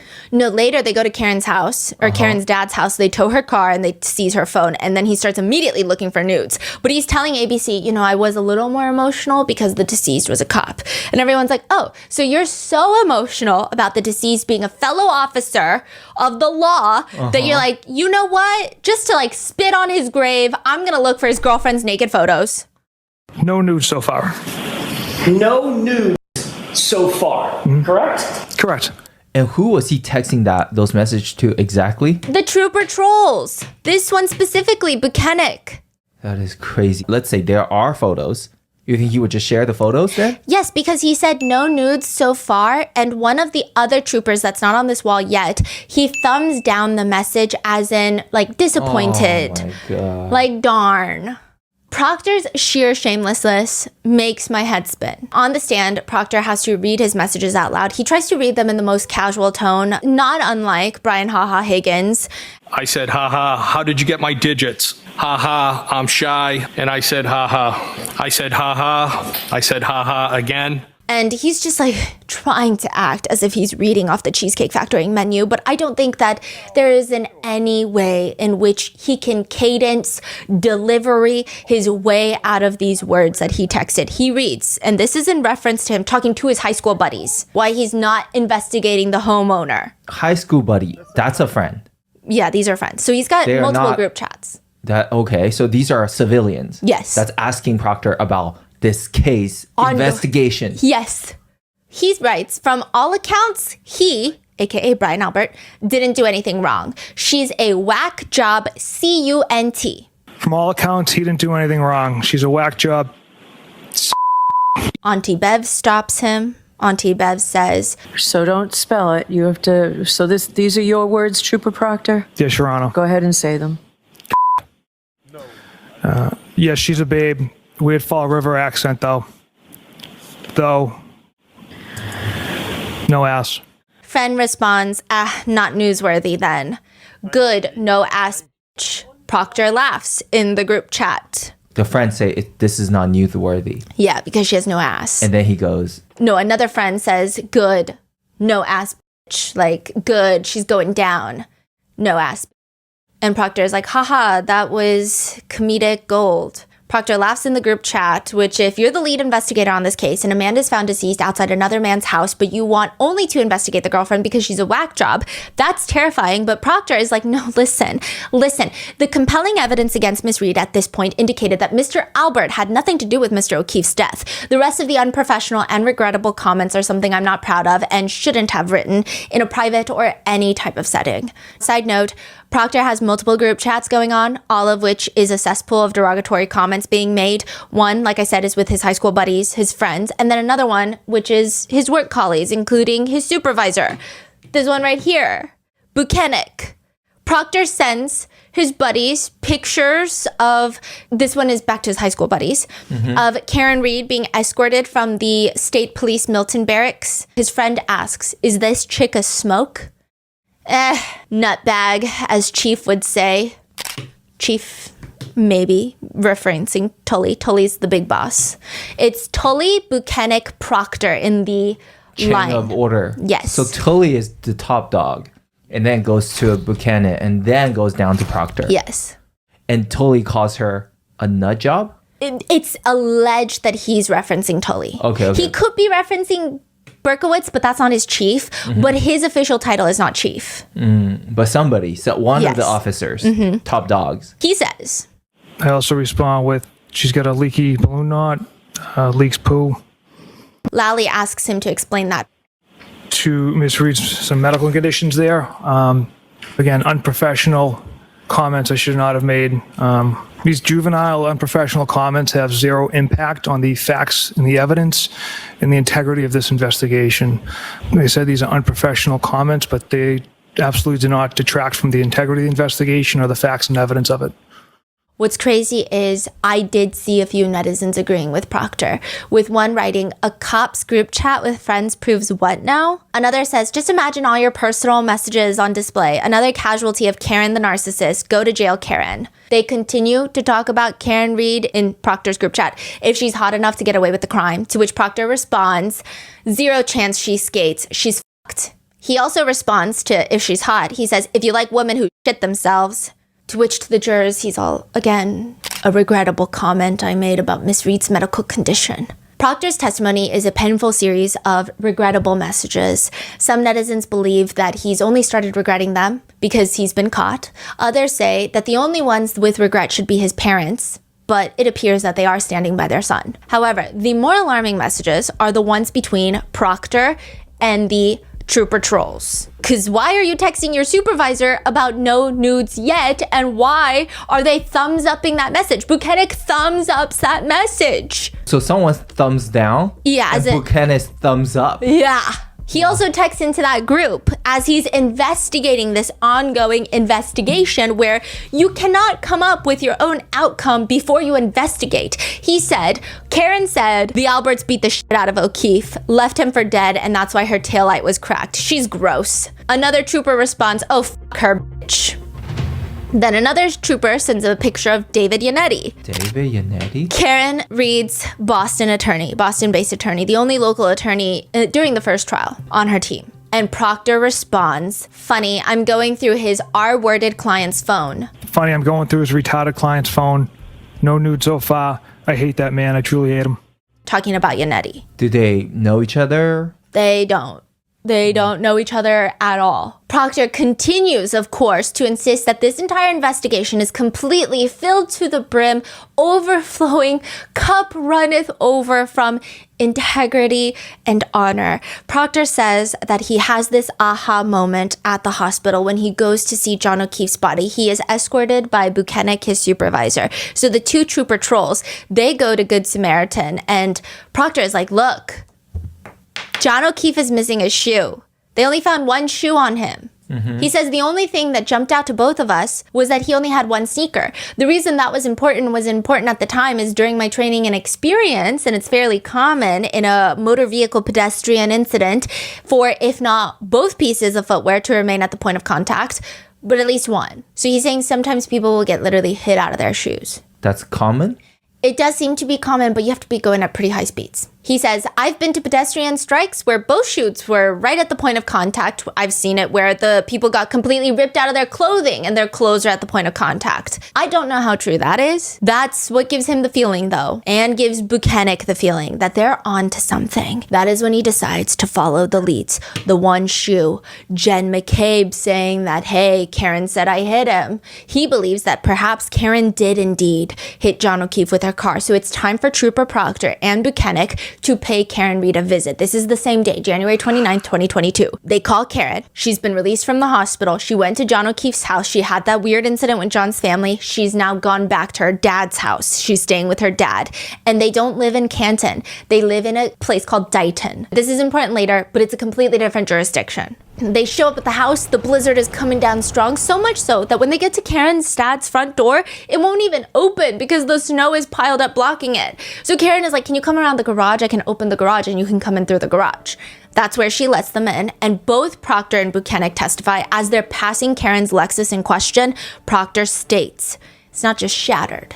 A significant chunk is missing from that taillight, the right rear taillight. So the passenger taillight in the back had large pieces missing from it." Proctor says, "We were very confident. We knew what had transpired, which was Karen Reed backed her vehicle into John O'Keefe." They're actually so confident that before they even get to Karen's dad's house and lay eyes on this car, potentially I could understand if they see the car and they see large chunks missing and they're like, "Hey, I think she hit him with the car." I could maybe see that, but they were actually so confident that even before they got to Karen's dad's house and laid eyes on this vehicle in question, they're already on the phone with Dighton police trying to find out how to get her car towed back to Canton. They put all their eggs in this basket and they're gonna die on this hill whether the Easter Bunny comes to town or not. They don't care. That is when Karen's phone and her car are seized by the trooper trolls. And sure, Proctor is corrupt. But how do you explain 45 plus pieces of Karen Reed's taillight that are found in the snow on the front lawn of 34 Fairview Road in the vicinity where John O'Keefe's body is found? 40 something pieces of taillight. I mean, some are tiny little fragments the size of a dime. Others are the size of a banana buried in the snow. I mean, the evidence that Karen Reed did it was maybe right there all along. Or was it? Back to the Canton clowns. Sergeant Good is working dispatch. He's sitting at the Canton Police Department all night. He's picking up the 911 calls. First call he picks up in relation to this case, Carrie Roberts. She's like, hey, my friend's girlfriend just called and is like, John O'Keefe is missing. Do you have any reports of anything? Nothing? Oh, okay, thanks. Then Jen McCabe calls and is like, hey, so there's a guy like laying in the snow. He's picking up both those calls. All he does is dispatch people. But that day, he's like, I'm gonna go. Someone take over. I'm gonna head out. What? Because this is a big call, and I'm a sergeant, so I'm gonna go. So he calls in Kelly Dever. She's crazy. She's in the next one. He calls in Kelly Dever. She takes over dispatch. It's a whole thing. Sergeant Good comes to the address. He calls Gallagher. Gallagher is his boss. His supervisor is Gallagher. He calls Gallagher. Gallagher ends up going to the wrong address. It's either suspicious or it's stupid. That's how I sum up every law enforcement decision in this case. It's either stupid or it's suspicious because nothing is ever making any sense here. I don't understand anything. He ends up going to the wrong address. And then he's like, you know what? I'm not even gonna go there right now. I'm gonna stop by the Canton Police Station before I head over there. So he grabs himself one of those reflective jackets because it's dark outside. He doesn't grab anything else, like an evidence bag, anything, just a reflective jacket. He shows up at the scene. Sergeant Good had already called for another person, Officer Link, Michael Link, to show up. So now it's the 3 Canton clowns that are there. Okay, there's 2 other Canton officers there, but they're lower rank and they're not as pertinent to this case. We talked about them briefly in part 1 where they just talk about what they heard, what they didn't hear, and the situations. Mainly their dash cam footage is the most important, but other than that, they don't really... Now, mind you, Gallagher is the highest ranking one at the scene, top dog at the scene. And at the scene, he says, we gotta put up crime scene tape. But it just starts blowing in the wind because it's a blizzard. Which, in his mind, he's like, well, then we shouldn't even set up a tent because then a tent is also gonna blow away. And then also, they don't canvass the area. They don't go and speak to anybody in the nearby homes, nothing. And he shows up when John's body is already gone. So John has been escorted to the hospital and he shows up. And he's looking around, he tries to put up crime scene tape, so he says it starts blowing in the wind, so he takes away the crime scene tape. And then he was like, you know what, the thought of putting up a tent did cross my mind, but then I thought it's just gonna blow away. He doesn't canvass the neighborhood, nothing. He gets there late, he just asks them, hey, so where was John's body found? And they point in a general area. And this is where he just starts looking for evidence. Gallagher will later bring the troopers out to show them exactly where John O'Keefe's body was found. But he's never seen John O'Keefe's body found there. Yeah. So what, I mean, is that not hearsay? Yeah. Karen's attorney is cross-examining Gallagher, asking, so you were giving them information that you had no personal knowledge of, correct? I had knowledge from other officers. I did not see John O'Keefe at the scene. He was transported to the hospital. That is correct, yes. Right. So you couldn't determine exactly how he was positioned, right? Not precisely. From head to toe, right? Not precisely. Where his arms or his hands were? That is correct, yes. He's a 6'2" man, correct? I don't know. You don't even know that? I don't know his size, no. And the details matter in a case like this. Any investigation, the details matter. Sure they do. Accuracy is vital in a homicide investigation, correct? Correct. So the 2 initial Canton officers, Seraph and Mulaney, I believe, they are the ones that tell Sean Good and Michael Link where the body was. And then they tell Gallagher. Gallagher tells the troopers. The troopers will later tell the accident reconstructionist. So it's 20 layers. Yeah, 20 layers of telephone and hearsay. So if that were the case, then they wouldn't have personal knowledge of where John O'Keefe's body was either. Not to a precise location, yes. So they're all talking about where John's body was, but none of them have seen John's body there. But they start searching the area for evidence. However, the snow is coming down hard, and Gallagher is worried that the evidence is getting covered in snow. What evidence? We don't know what we're looking for, but we're looking for something. In what area? We don't really know for sure, but in a general area. He's looking, and he says the snow is covering everything. What's everything? We don't know. Gallagher thinks that the idea of using a rake or a shovel is probably not great because he could inadvertently break something. What is something? We don't know. So the ever cautious, ever intelligent Gallagher decides that he's going to use a leaf blower to get rid of snow to uncover the evidence. He says the leaf blower is much better control. One big problem is he's got this reflective jacket from the police station, no leaf blower. Didn't think of that one, did you? So he has Sergeant Good go get a leaf blower. Why the leaf blower? Gallagher says it's a unique case. There was snow. I had never processed a scene with snow. Side note, this man has worked in this area for 30 years. You've never processed a single scene in Massachusetts where there was snow? I had seen a leaf blower used in the snow, and it's quite effective being controlled. So that's why it was readily accessible. The scene was debilitating as we were on the scene with the weather. Snow was piling up, and I thought that this was the best method at the time, which people think he's crazy. He's asked by the prosecutors later, was it successful? Very. I started with a low speed and began whisking away the snow, and then I saw how it was uncovering these pink spots, which were becoming a brighter red.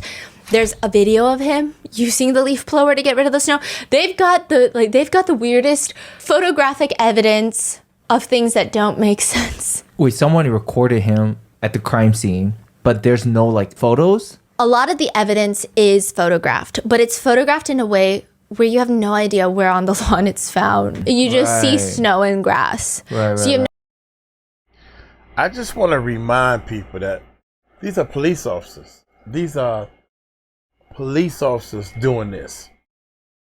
Plus, it's a police officer that's passed away. So they should be on the P's and Q's for the police officer, right? One of ours went down. No idea in what area, in what vicinity. You don't even know where John's body was found. So like, really, what are we doing? We don't know anything. This could have been found on the surface of Mars. It could have been found in New York City. We don't know. I mean, obviously we know it's not, but he says, see, it removes the snow. I was removing the snow layer by layer, and right here is when you can see it exposing the cocktail glass. You're going to see red spots appear as I remove it layer by layer. Those pink spots start to turn to be dark red spots, as you can see. We can control it. We were concerned, but it worked.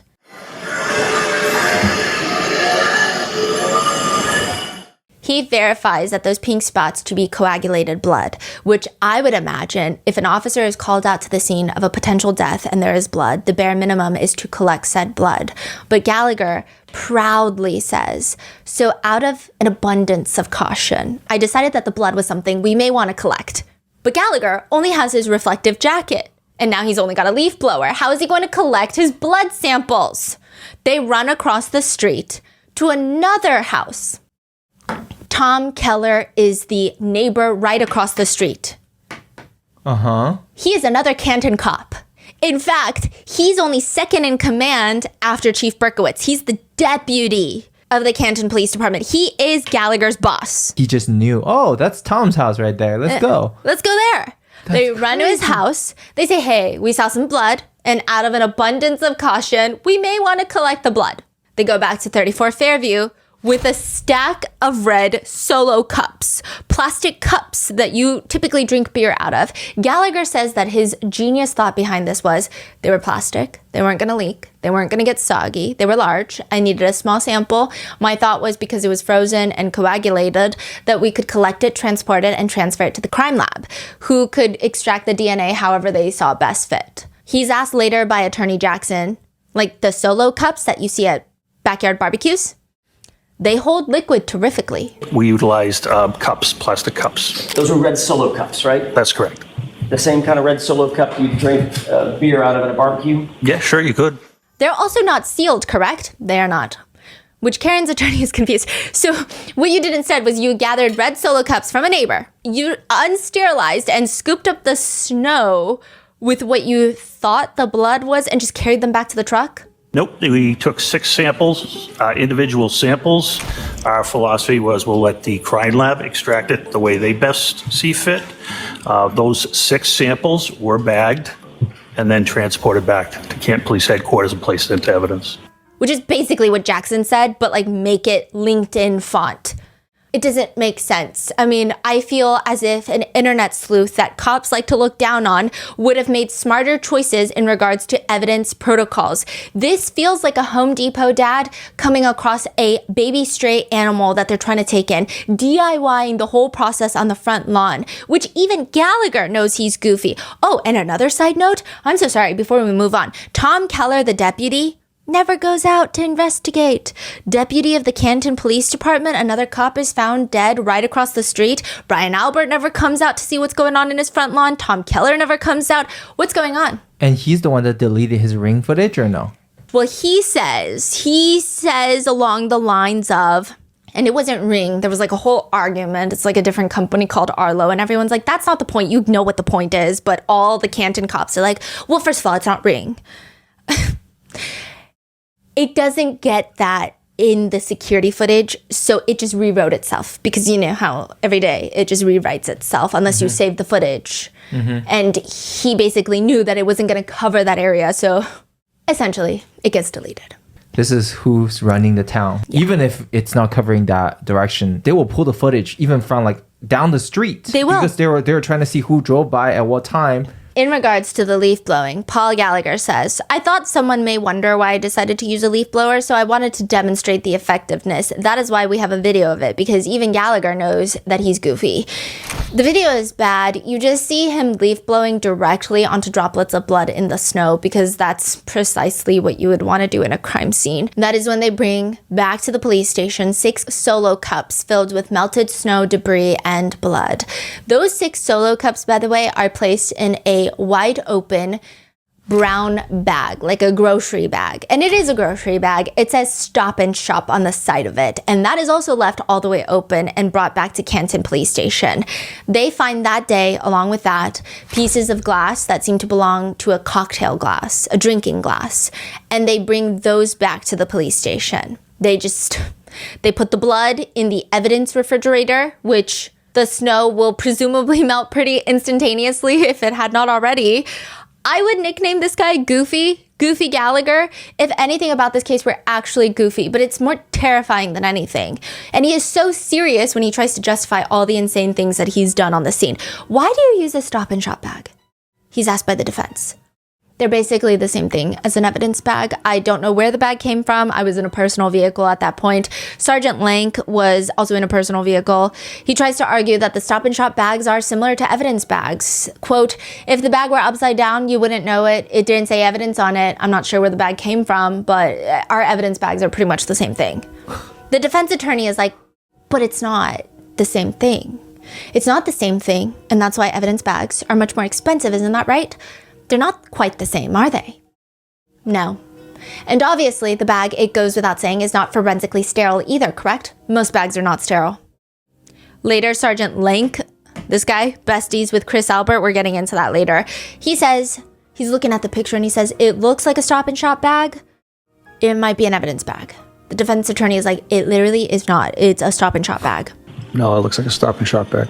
But actually, it looks like an evidence bag. It just doesn't say Canton Police on it. It says Stop and Shop, but it does look like an evidence bag. It's the same thing. That's a grocery bag. It is. And that's exactly what our evidence bags look like. So that's what I thought it was at first. Right, except it doesn't say anything about evidence on it. It says Stop and Shop, correct? Correct. What do you think's in that evidence bag? I'm sorry, Stop and Shop bag. I'm not sure. And it's the seriousness on the stand for me. At one point, they say, we did not document which scoop went into which cup. Which scoop of snow and blood went into which cup. It's freaking crazy. Netizens are going insane. They're writing, imagine the embarrassment. Who collects evidence in beer pong cups? Another one writes, wonder if they put urine samples in Slurpee cups. One says, the Stop and Shop bag evidence is so abysmal that we can't help but wonder if they have a Stop and Shop deal. So you're saying they collected, quote, blood into 6 cups and some glasses? Yes. What about the cartel light? Did they collect those? There was nothing. Well, you'll see. What? You'll see. Now, mind you. That's ridiculous. This guy right here, Gallagher, made $322,389 that year. $320K. Mm-hmm. Is he just a cop? What is no, he? he's a lieutenant. They make that much in oh, he's a state. Wait. No, he's a Canton cop. Canton cop? Yeah. 320K? Yeah. Is that average? That doesn't sound right. It sounds like a lot. How do we know that? It's public record because they're cops. Is everyone making that? No, but he's pretty high ranking. Officer What? Lank also gets promoted. He ends up making, I think, almost $250,000. 200-something thousand. And this is how they are investigating. I'm sorry, if you're getting paid together, just you two are getting paid $500,000 on taxpayer money, you better know how to collect evidence. And you're saying there's not a single piece of car tail light that they found? The timing is very important in this, keep in mind. Later, another forensic expert is testifying about something completely unrelated. Well, not completely unrelated, but she is testifying about dog DNA, and we're going to come back to this. But the defense uses her cross-examination to just randomly ask her about forensic processes. And they ask her, so you wouldn't use plastic to get blood. She's testifying about sterile procedures.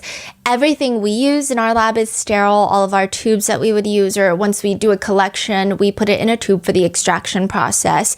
Those tubes are autoclaved and they don't have any contamination. They're sterile. So you wouldn't use a solo cup. At this point, she just looks at him and goes, I'm sorry, what? They are sterile. You would use a solo cup. I'm sorry, what? Objection, Your Honor. Solo cup. The objection sustained. She looks. Said they making more than $250,000, $500,000 for those two. And this is what they do. This is how they collect evidence. And it's one of their people. Another police officer. Are you serious? I cannot believe this, man. This is crazy right here. This is crazy. Use a solo cup. Here we At go. this Here we point, go, y'all. she just looks at him and goes, I'm sorry, what? They are sterile. You would use a solo cup. I'm sorry, what? Objection, Your Honor. Solo cup. The objection sustained. She looks genuinely confused and concerned. And he is so proud of this. That is correct. Side note, Gallagher has also worked with the DEA, the Drug Administration, for 15 years, which some netizens believe add to this. And also ATF, there's lots of drug overlap there. So lots of people believe there's lots of drug connections everywhere. But technically they are law enforcement and drugs are a big part of law. Sergeant Good, however, there's lots of connections here. Sergeant Good also grew up with Courtney Proctor, Trooper Proctor's sister. There were only 144 students graduating that year, so their class is very small. I imagine they were friends. If not, they knew of each other rather well. Lank went to high school with Courtney Proctor as well, but also with a girl named Jill. Who is Jill? Jill's not on here, but Jill is Julie Albert's sister. And he's best buds with Chris Albert. They've all worked the past 18 years with Kevin Albert. They also work in the same office as ATF Brian Haha Higgins. And this is what's crazy. These are the Canton cops that actually go into 34 Fairview at the scene. Gallagher and Lank walk into 34 Fairview to talk to Jen McCabe. Later, Trooper Proctor will go to Jen McCabe's house to talk to Jen McCabe, but this is the first actual interview, and this is after they recuse themselves, or they're thinking about recusing themselves. And they talk to Jen McCabe, they talk to Brian Albert, they don't search the house, they don't ask to search the house, but they're inside the house, and it's just weird. They don't write a report memorializing the conversation or really anything, especially Gallagher. And his whole excuse to all of that is just, well, I don't write reports, I'm the supervisor. Why would I write a report? That's not my responsibility. That's for the losers like Link. That is correct. That's the vibe. And they're just letting everybody talk to everyone. At this point, everyone in the house, a lot of these people have stated there was a morning meeting. A lot of people were at 34 Fairview that morning, and we're going to get into these two a little bit later. But just to give you a recap, throughout the morning of 34 Fairview, lots of people stopped by. Already inside the house were Brian Albert, Nicole Albert, and birthday Brian Albert Jr. Jen McCabe is there because she came there with Karen and she called 911. Matt McCabe shows up because Jen McCabe calls her husband and is like, oh my gosh, we found John O'Keefe dead in the snow. Eventually, Julie Albert shows up. Julie Albert shows up completely randomly. She says, it's Brian Albert Jr.'s birthday. Here's what I do. It's a birthday tradition that I get him 6 Dunkin' Donuts and I put them in his car, which already doesn't make sense because it's a blizzard. I don't think birthday Brian's going anywhere. So when is he going to find the Dunkin' Donuts that you just put inside of his car 10 years later? She shows up, and then Brian Albert, who sees nothing, hears nothing, sees Julie Albert putting donuts in the car and is like, hey, come in. We got to tell you something. So they tell Julie. Julie goes back home, gets Chris. They drive back to Brian Albert's. Brian Higgins got a phone call from Brian Albert and Chief Berkowitz that morning, but he doesn't pick up Chief Berkowitz's call. He calls Brian Albert back and he's like, you got to come over. He ends up coming over. Brian Higgins works at the Canton Police Station.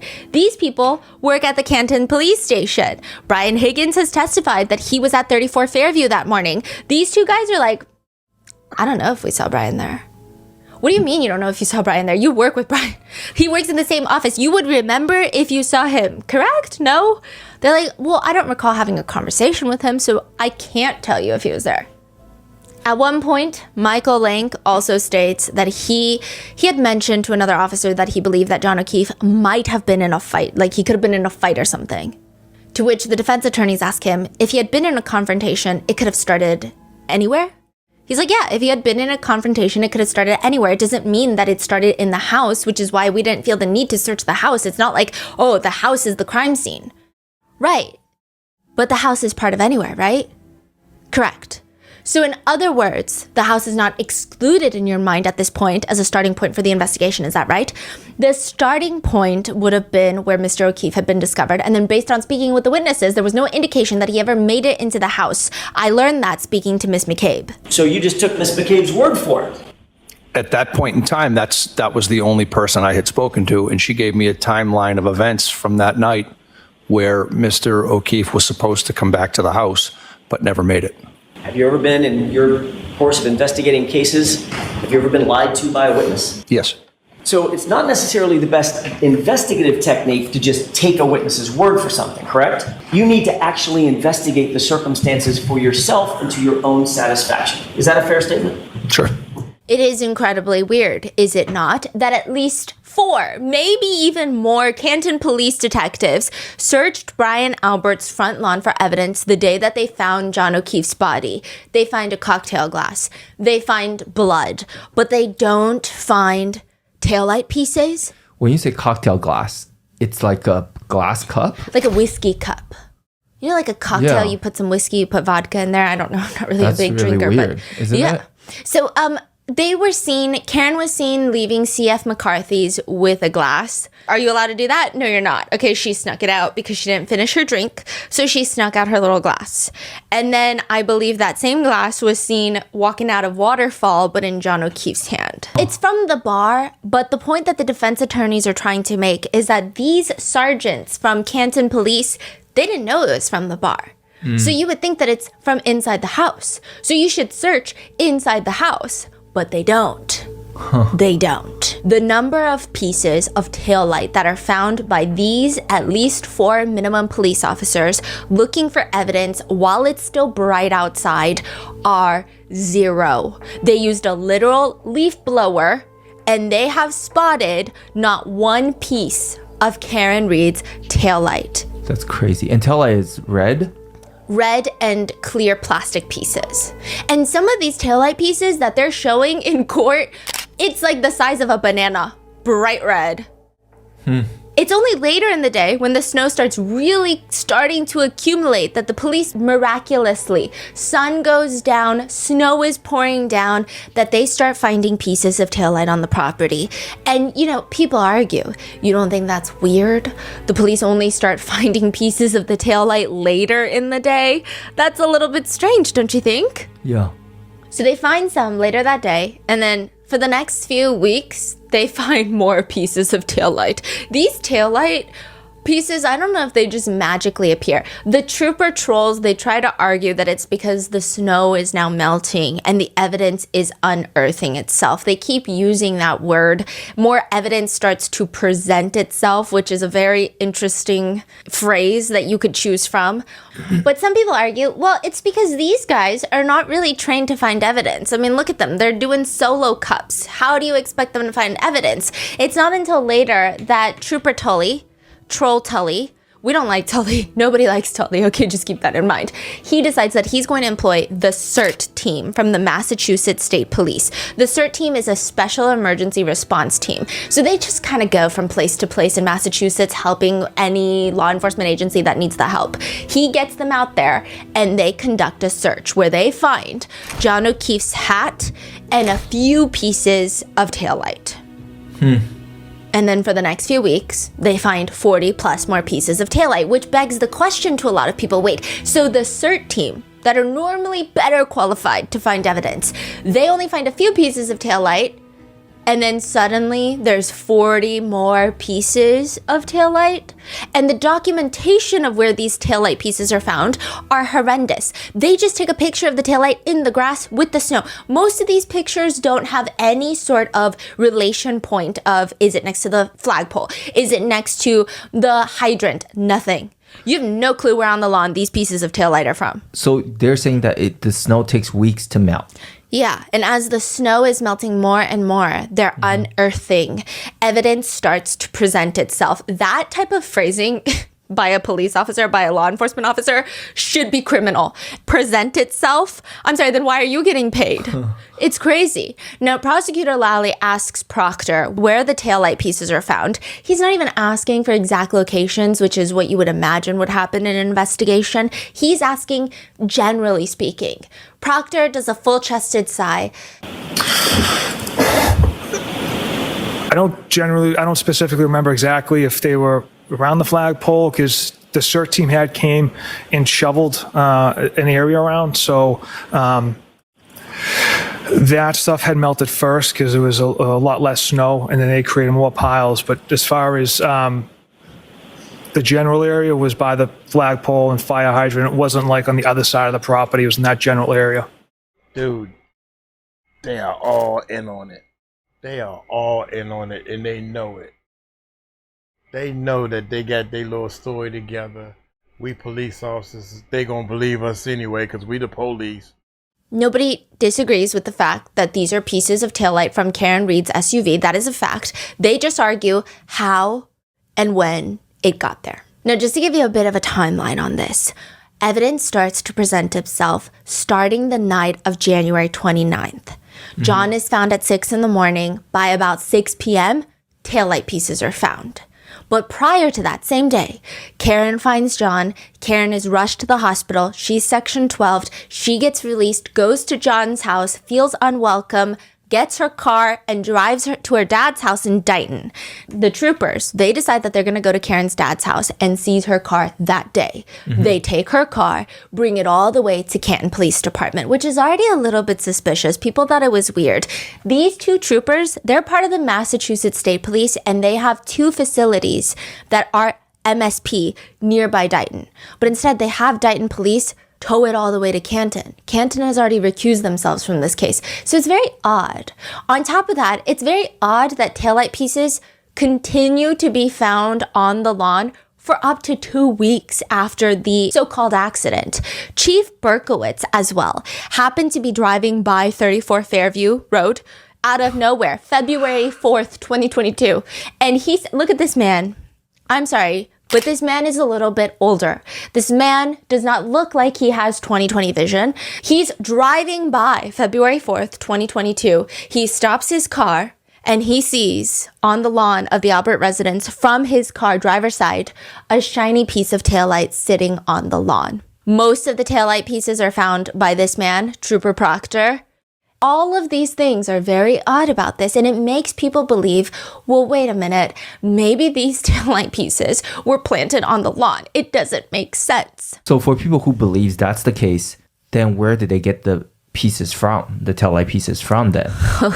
We're about to get into that. For the people that are saying, hey, that doesn't make sense that you just find pieces of taillight after so many people have searched it and you keep continuing to find it in an unsecured location, they don't secure the scene. This guy, Buchanan, he's like, well, no, it makes total sense. In fact, it's common sense. He says, well, common sense will dictate that if an item is found on the grass and there's snow covering that item, it would have to have been placed prior to the snow accumulating. So if an item is shoved into the snow, it'll be exposed as the snow melts prior to reaching the ground level. He's saying there was snow on top of it, and that's why we didn't find it immediately. And it makes sense, okay? So they tow her car. They also investigate the scene. They find more taillight pieces. Except it doesn't make sense at all because this man hits the stand. His name is Sergeant Nicholas Barrows. He has zero connection to the Canton Police Department. He works instead for the Dighton Police Department, which is the jurisdiction that resides over Karen's dad's house, where the car is seized. He showed up to Karen Reed's house too because he's working in cooperation with Proctor and Buchanan for towing Karen's car. He testifies on the stand. I saw that there was some damage to the right rear taillight. To my best ability and recollection, that taillight was not completely damaged. It was cracked and a piece was missing, but not completely damaged. When you say a crack, do you mean a piece missing? A piece was missing. A piece maybe about 6 inches big, maybe about 2 inches wide. He's shown a picture of Karen's Lexus from Sallyport. So this is a picture that the troopers have taken. And he's like, that is the car. Yeah, that's the black Lexus. But that's not the taillight the day that I was there at Karen Reed's house. You're shitting me. He said it's not. He's asked, is this the condition of the right rear taillight when you showed up at the house on the afternoon of January 29th, 2022? Absolutely not. What's different about this photo, sir? The taillight is completely smashed out. He's saying the right side chunk is completely missing. That was not the case at Karen Reed's dad's house. None of this, the middle section is missing. That's not the case either. I mean, Dighton PD are the ones that towed Karen's truck back to Canton Police Department. But they don't have records of what the condition was, right? There's no photos, there's no comparisons. There's a photo, but it's not a great quality photo, and there's snow all over both taillights. Canton Police and the troopers are arguing it's missing. You just can't really see it because the snow is covering. Nicholas Barrows is like, bro, I was there. Yeah. I was there. That is so crazy. But the troopers are also saying, I was also there, and it was just like that. So when Barrows saw that, he said there's only a 6x2 missing. Yes. That's it. That's like pretty small, right? Yeah. In the photos, the whole thing is missing? Like a good chunk of it is missing. A lot of the red parts are missing, and they try to argue that's why when she presses the brakes, it's not even lighting up red at that section. They're trying to argue lots of different things. The whole thing is weird. Now, another question is, why did you take it to Canton Police Department on top of what Sergeant Nicholas Barrows is saying? It's just getting weird. Buchanan says it's because the garage there is heated and they needed the snow to melt off. But the timing on paper, it doesn't make sense because Michael Proctor swears under oath multiple times that Karen's car is seized at 5:30 p.m., which the car would still be in Dighton, Massachusetts at 5:30 p.m. They get it on the tow, and then they start driving to Canton. The first piece of taillight was found at 34 Fairview Road, maybe at like 5:45. It doesn't make sense. They wouldn't even have had time to get to Canton Police Department to park the car in Sallyport. The timing is not timing. So where did they get the taillight pieces if it were to be framed? That's what he says, right? I mean, how could he possibly plant evidence if he can't be at two places at once? But that's not true. And Michael Proctor doesn't know that Karen knows it's not true because he doesn't know that her parents' home have cameras. The car was seized at 4:12 p.m. And it's not just Karen's cameras. The Dighton police, the ones that towed the car, they state it was towed at 4:12 p.m. That's an 80-minute discrepancy there. He just made up a time, Michael Proctor? He strategically made it so that the taillight pieces could not have come from him because he wasn't even in Canton. The car wasn't even at Canton Police Department. So you're saying he lied about the time? Is that correct or no? I don't know if I want to be the one to... You know what? I'll say it. I don't like this man. I think he lied. I think he straight up be lying out of this mouth right here. So was he confronted by the actual time? Yes. And you originally claimed that that seizure took place at 5:30 p.m. Is that right? Correct. The fact of the matter is, that was false. The car was not seized at 5:30, was it? 4:16 p.m. Right. An hour and change, an hour and 18 minutes, hour and 20 minutes earlier. Is that right? Yes. Did you ever seek to change or amend a false statement about the time? When I incorrectly transcribed the times, it was on the first affidavit I had written. And then as I continued to write other search warrants, I used that as a template. So I never caught it on the first one, and that's the reason those times are off on the other affidavits I had wrote.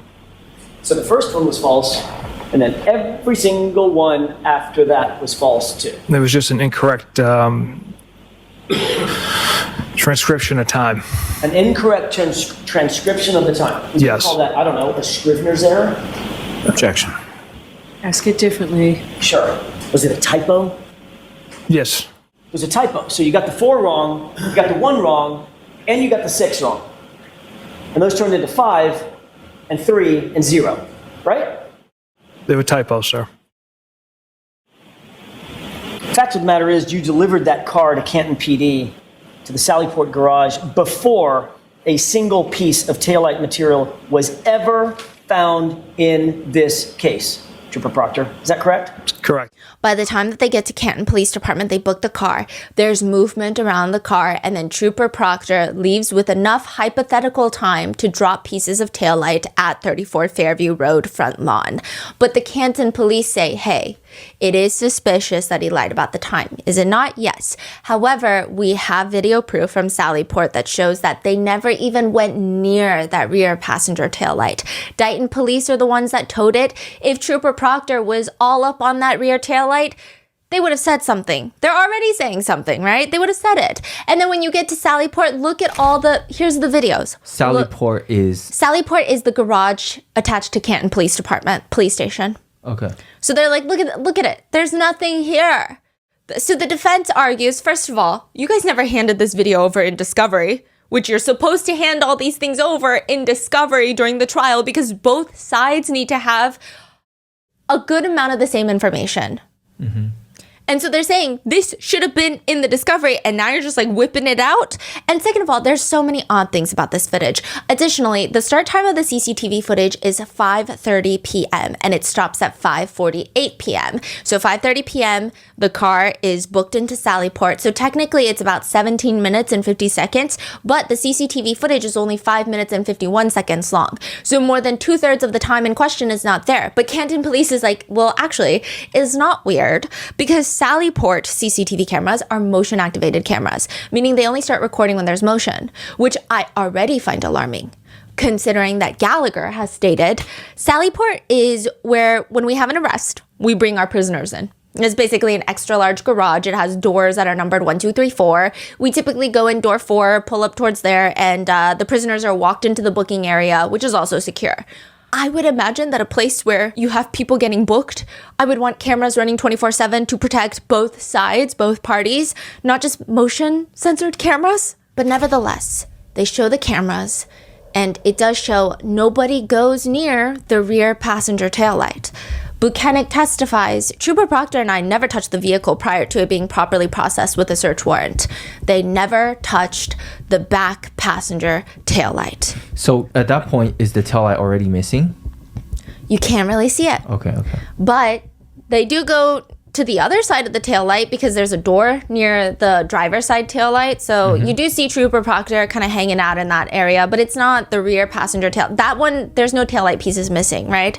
Karen and her defense team are looking at this video and they see it. Yeah, it makes sense. No one goes near the rear passenger taillight. But why is everything backwards? There is a police car next to Karen's black SUV and it says police, but it's backwards, like you're looking into a mirror. Like, you know, when you write a letter and you put it up against a mirror, the words are backwards. And then the number 4 on the garage doors, 1, 2, 3, 4, remember they're numbered? They're also backwards. Why? Because the footage is inverted. Somebody inverted the footage. So what the defense team does is they uninvert the footage That taillight that Trooper Proctor is standing around suspiciously is the back passenger taillight. It's not the driver taillight. And can we see the taillight? You cannot see it, but you can see him in a little beanie hanging out behind there. You're gonna die. I gotta show you pictures. Let me show you. Okay, this is like the footage that they show, which you see this police car and then this is Karen's car. They said that this is accurate portrayal of the footage, which would make you think that this is the taillight in question, the passenger rear taillight, right? Yeah. That's what it looks like. Nobody ever goes over there. However, this God. is the real footage. That's the driver's side taillight that nobody goes around. Oh my God. The rear passenger taillight is the other side. Oh my God. The prosecutors, they play the inverted footage. They ask Buchanan, is this an accurate portrayal? That alone is guilty. Like whoever did that is guilty. But what's even crazier is when the defense team invert the video back, they go and find other like Sally Port footage. The timestamp is also inverted. So that means somebody not only inverted the video, but they went and fixed the timestamp to make it look like it's not an inverted video. And nobody knows who did that. Everyone's like, I don't know. Someone edited the video footage. Someone inverted the video. And then, right. Oh my God. And there is a point in the CCTV footage where you do see Michael Proctor near the exact taillight in question. And then all of a sudden, timestamp jumps from 5:37:37, so 5:37 p.m. and 37 seconds, to 5:38:01. So there's like a good 20 seconds missing from the CCTV footage. And that's a good chunk of time. Let's go ahead and play it forward. Pause. Did you see any volitional movement by Mr. Proctor as the tow truck driver moved past him? Yes, it appears if that is his head, it shifted weight. Okay. Let's go ahead and play it forward. Stop. Did you see a person that appeared to morph toward the back of the vehicle? Right there. There is some anomaly there with the footage, so it could possibly be used to describe that what took place. Jackson later states, once we inverted the video and showed it to the jurors, oh my goodness, you could have heard a collective jaw drop in the courtroom. During Buchanan's entire direct testimony, he states that this video is an accurate portrayal of what happened. Not once does he mention, yeah, it's accurate, but it's an inverted video. Clearly, whoever did this thought that they were going to get away with it, that the defense would not notice. Additionally, during Buchanan's direct, he points to the guy in the back of the car as Trooper Proctor. But now that this has been revealed that it's a mirrored, inverted video, suddenly during the cross-examination, he's like, well, I can't exactly be sure if that's Trooper Proctor in the back. I can't exactly be sure who anybody really is. I mean, the whole thing is shady. The defense asks Buchanan, you were there. You were then asked, whether or not, in looking at that video and watching it, whether or not Trooper Proctor approached, manipulated, touched that rear taillight at the time, and your answer was never. That's correct. And while you testified that this is the video that was displayed for the jurors, correct? That's correct. For all appearances, it would appear that the right rear tail light of the SUV is the one facing the jurors, if you will, facing the viewer, right? AKA, it does seem like it's very misleading. Yeah. And you never mentioned that this was an inverted video, did you? It was not brought up, no. Do you agree with me that an inverted video is not accurate? It's inverted by definition, right? It's an accurate depiction of the events taking place. Do you see where Mr. Proctor went in the video? Yes, the video depicts him going to the portion of the vehicle, but we can't tell how close he is. So now it's like, okay, fine. He went there, but we don't know how close he is. But Buchanan is on this hill and he's going down with it. He said, just because it's a mirror image doesn't mean that it's not recording the actions and what's transpiring. I think it's just a mirror image of what's taking place. If you see someone walking in or driving a vehicle and it's depicting the action of the vehicle being pulled in, and if it's mirrored, it's still documenting the activity that's taking place. What? Also, there's CCTV footage of a shorter statured man that appears to be near Karen's vehicle, and nobody can say who it is, but everyone thinks it's this man right here, Chief Berkowitz, who happens to find a random piece of taillight on the Albert residence later on. Can you recognize that person? I cannot know. You indicated previously, does that person look large or small in stature? I can't tell. As compared to, for instance, Michael Proctor, whose head you can see above the car. What about this person? Taller, shorter than Michael Proctor? I can't tell from here. So he just walked by and grabbed a piece type of thing? That's what netizens think. That's crazy. So technically, the timeline is now making sense because Proctor lied.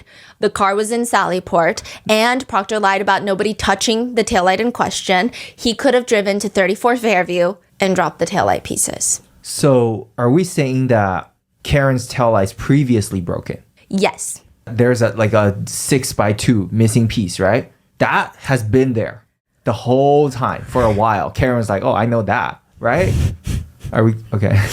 This is where it gets even crazier because remember, Karen has a missing taillight piece and she was telling Jen McCabe and Carrie Roberts that morning when she was looking for John, my taillight's broken. I don't know how it happened. Yeah. Okay? Yeah. John O'Keefe has ring video footage over his garage. And at exactly 5:07 a.m., you see Karen in the black Lexus pull out of the garage, backing out and slightly ramming into John O'Keefe's car.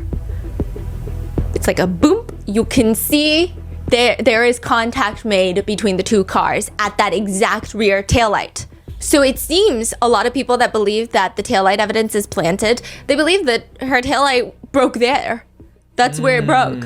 That's where the taillight got messed up. And then she's confused because in the footage, you don't really see any reaction. She doesn't get out of the car. She's already freaking out about John being missing. Yeah. She just keeps driving. She drives off. Right. So people think that she's telling Carrie and Jen McCabe, literally, I don't know why my taillight is broken. Yeah, but then wouldn't that piece of whatever left at the house, or they can find some marks on John's car, maybe? What's crazy is any time that this video is showed, for example, it's showed to Buchanan. The defense shows it to him. Karen backing her car. Yeah, and Buchanan says, my assessment with the totality of it all was that based on the video, there was no damage that occurred to either vehicle at that point in time. Everyone online is like, bro, it hit the car. Like, we can see Karen Reed's car made contact with John O'Keefe's car. But he's like, there is movement in the shot. Like, they're debating whether or not contact was made. Do you believe that the SUV struck the Chevy Traverse? Logically speaking, the two vehicles had to have come into contact for the tire to move. They had to have collided, correct? At a slow speed, yes. So they made contact. Yeah. Proctor states, during the review of Mr. O'Keefe's ring footage, particularly the one above the garage that displays the driveway on the 29th at approximately 5:07 a.m., Miss Reed's pulling her vehicle out of the garage, backing up towards Mr. O'Keefe's vehicle, and comes extremely close, if not slightly hitting the vehicle. So we wanted to at least go document that there was no damage to Mr. O'Keefe's car. I didn't observe any significant or any damage. I did not observe any damage to Mr. O'Keefe's car. Now, what's interesting is that a lot of people wished that there was more ring video footage because that ring camera can tell us a lot of information. Particularly, the defense is looking for ring camera footage from around 12 in the morning when Karen comes home, and they want to see that taillight because that would show that her taillight was not broken until 5:07 a.m. That ring footage mysteriously is gone. From where? The ring camera. John O'Keefe? Yes. And additionally, Carrie Roberts stated that when she got to John O'Keefe's house with Karen Reed and Jen McCabe, that she stood in front of Karen Reed's car and saw how messed up her taillight was. But they only have footage of the three women walking into John's house, which is actually when Carrie Roberts said that this incident happened. You don't even see her glancing at the taillight. She just walks straight in. So then, people that want to give her the benefit of the doubt is like, okay, well, maybe it was on the way out. Well, on the way out, that footage is mysteriously missing from the Ring app. Who wrote the search warrant to Ring, the company, to get that data? Proctor. And Ring also provides a data log, which means it gives you all the times that somebody has accessed the app from which phone. Yes. And after John O'Keefe's phone was seized by none other than Proctor, it accessed the Ring app. Dang. AKA, he could have gone in there, and a lot of netizens theorized and deleted all of that. And the Ring company has no backups and... I don't think if they do, they gave it to Proctor. And he could have also just deleted that. And I don't think the Ring camera cares enough to be like, okay, let me just publicly get involved in this. Right. But there are a few unexplainable pieces of evidence, such as the microscopic, taillight pieces that were in John's clothing. They're not really microscopic. They're just like small taillight pieces that were found on John's clothes. Buchanan testifies that when they go to the hospital, they find all of John's clothes in one big wet pile on the floor. They bag it up for evidence. They don't take it to an evidence locker. And an evidence locker is very important. So usually with most police stations and police departments, evidence lockers, they're heavily guarded. Not every single detective has access to an evidence locker. And every time somebody goes into an evidence locker, it's logged. It's the level of corruption to mess with evidence would be a little bit higher.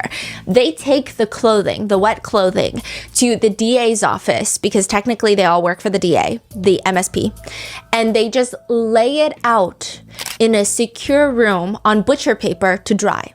The butcher paper, that's a normal thing. You want to dry out the clothes so it doesn't get molded and contaminated. But this area is accessible by any trooper. And the pieces of taillight wasn't found until later? Yes, they don't test it until later. But after 6 days of just sitting there with no log of who's been able to go near the clothing, those taillight pieces, a lot of people question the credibility and the validity of how do we know it's not been tampered with? We don't know. Yeah. Especially when all the taillight pieces are already so suspicious. Exactly. It proves nothing. It's the same type of thing like you just found it in the snow. Exactly. It's like, it's not really proof, is it? What's also additionally interesting is that Karen Reed drove past the library at around 12:37 a.m. to 12:39 p.m. That's right after she's accused of hitting John with her car. So she's driving from 34 Fairview back to John's house. She drives past this library. Her taillight should be broken and smashed. The Commonwealth obtained CCTV footage from the library. Karen and her team requested. They get it. But the exact precise 2-minute time frame that her car passes the library is missing. The Commonwealth says we turned over everything we got from the Canton police. 2 minutes is missing. Yes.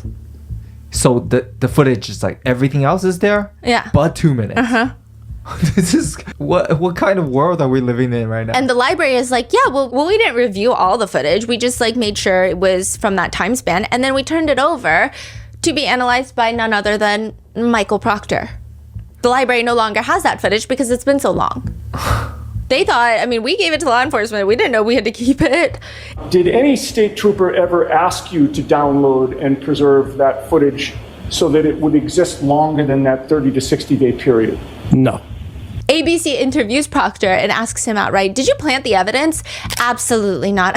I'm laughing because it's such a ridiculous accusation. It's something that I would never do. I've never done, and there's no evidence of it. This just gets worse and worse and worse. Yeah. ABC is like, your own community, your locals. Why do they believe that you're planting evidence? Proctor responds, that's just the loud minority. The silent majority, we've had an overwhelming amount of support. They're just not out there tweeting. The ABC interviewer is like, Alan Jackson told me that he could not understand why it was that every time you went back to the scene, new evidence would materialize. He found that very suspicious.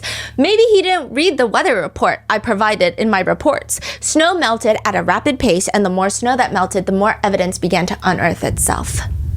At this point, even if you like Karen, don't like Karen, it's just too much reasonable doubt to convict her of really any crime. I think one of the biggest reasons that people refuse to believe Karen, though, and I think that it's a small amount of netizens skewing a little bit on the older side as well, is I think Karen has a very intense personality. She really does not back down from a fight. I also think it's very interesting. I think this is like a good psychological study of how every single bit of her trial footage is analyzed by people who don't like her. People interpret things differently. And it's interesting that they want her many years, 2 years now after John's passing, to be crying in court when John is brought up. But if you take it from her perspective, she's been framed. How can she sit in a situation and be crying about her deceased boyfriend when she is about to be in prison for the rest of her life? For killing him. Yeah, which she didn't do to how she feels. Yeah, I feel like that unjust is one of the most strong emotions for anybody to experience. And I think it presents itself sometimes as angry. Yeah. And people think that that's not anger, it's her being unremorseful and a bitch. And I just don't see how that's the case. If she genuinely did kill him and wanted to get away with it, I would imagine that she would be trying to cry in court. Now, Karen is asked in a documentary, you're tired of being asked if you hit John. First of all, when she backed into that damn car, she should have stopped. You mean to tell me you done cracked your the glass? What is it? The light? What you call it, daggone thing? The back light. You done cracked your back light and you didn't stop. You done hit that car in the snow and you didn't stop. Because you was drunk driving? There's too many people at fault, man. You gotta be real with yourself, man.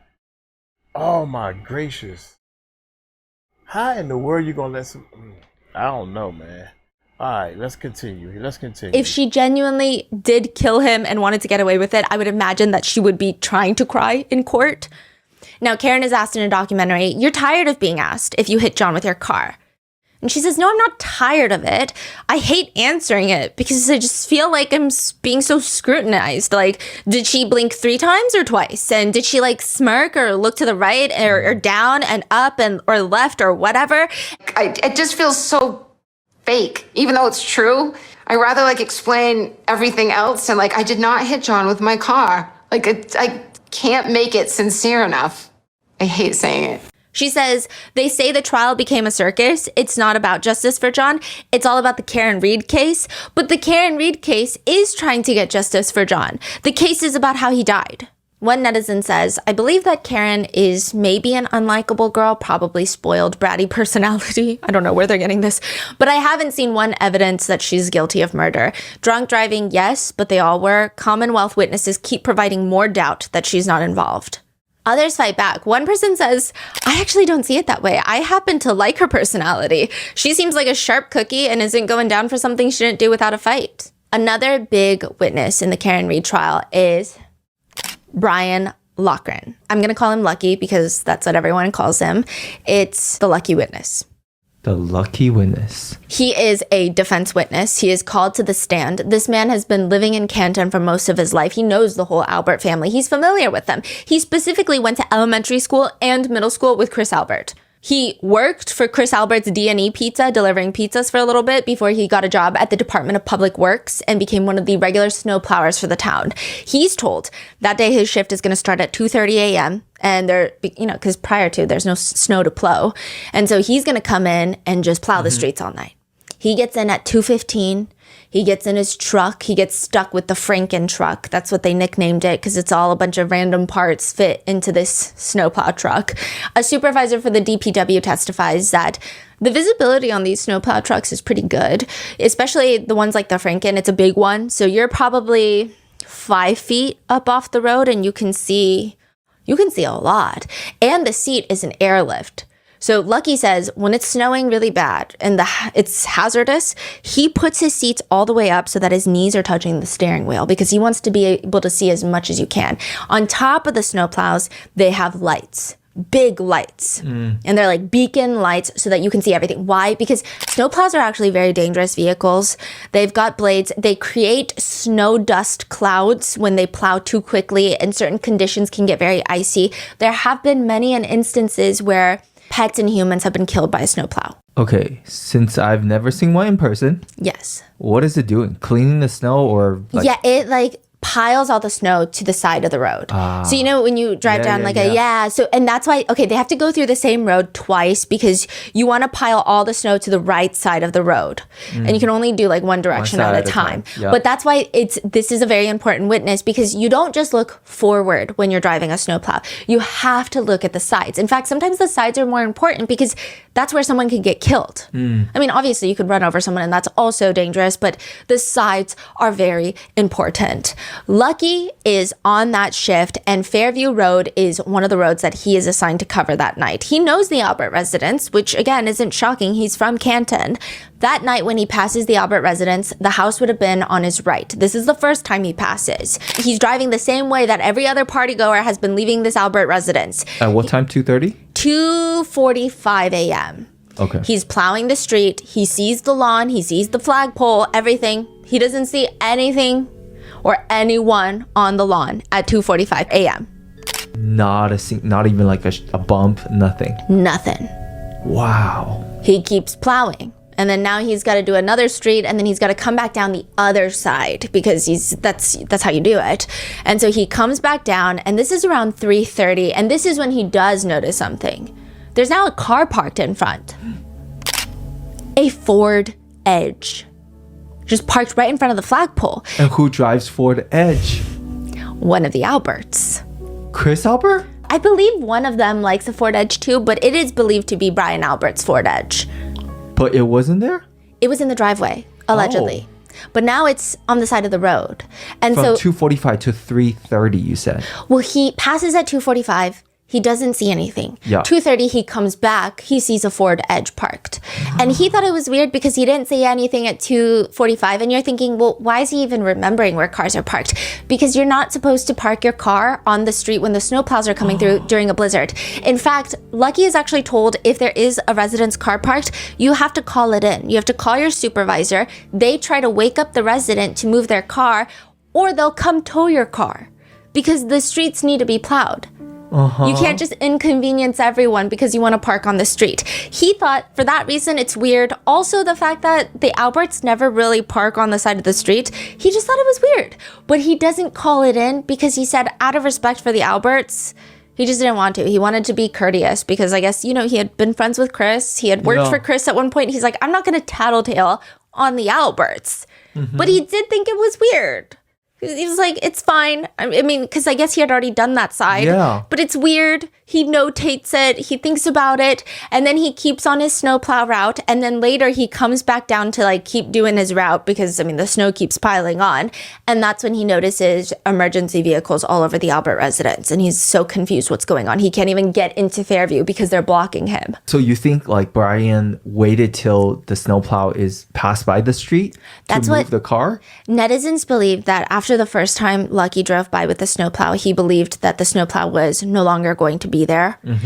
And they moved the Ford Edge to the side of the street so that it could block the street view for anyone driving by as they're moving John's body. Yeah. And now how does Brian explain that? Brian Albert. They say that never happened.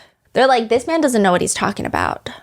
Okay. It's crazy because Lucky is one of the most likable witnesses. Karen actually cries when Lucky's on the stand. Really? Why? Well, he's like her lucky witness. And on top of that, he's just a very likable guy. He's worked a lot of jobs. To give you an idea, I don't know how to tell you someone's nice without giving you an example. Otherwise, it's just he's nice.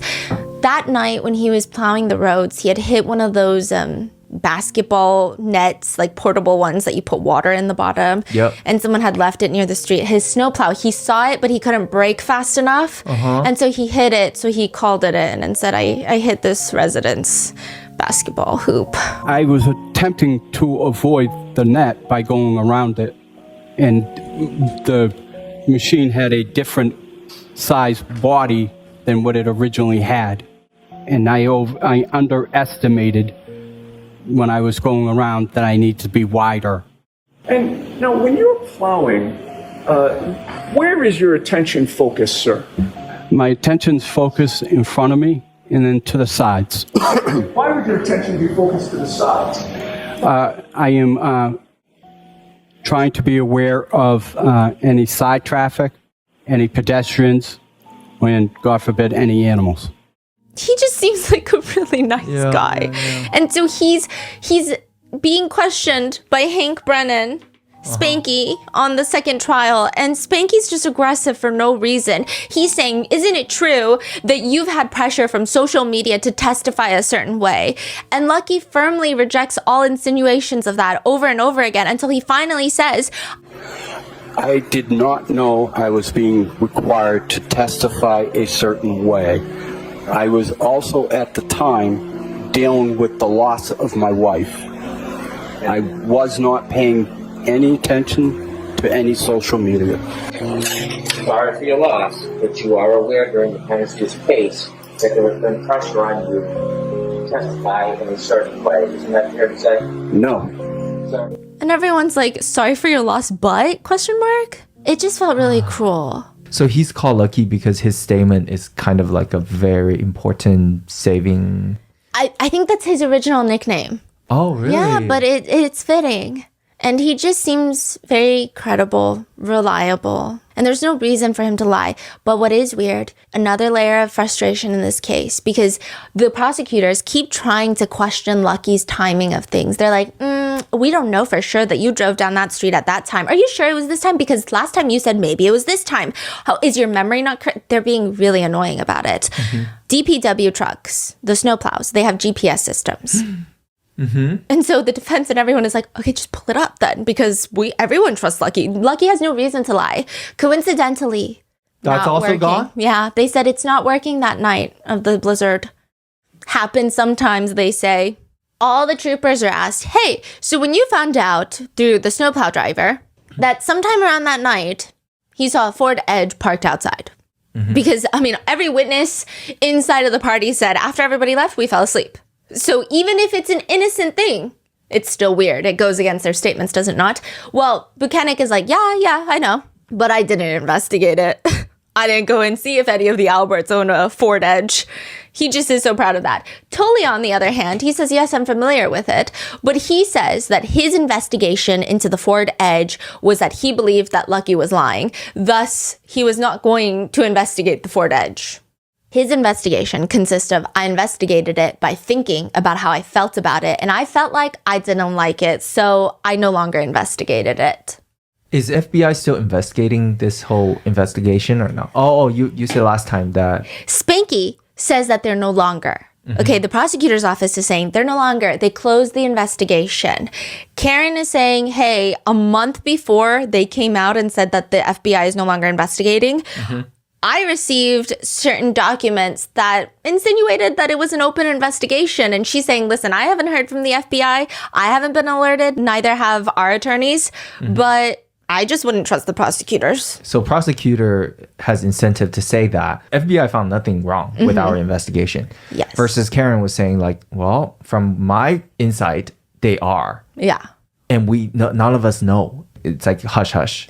Because the feds are usually pretty quiet about what they're doing until they're not quiet about what they're doing. When they release that. Yeah.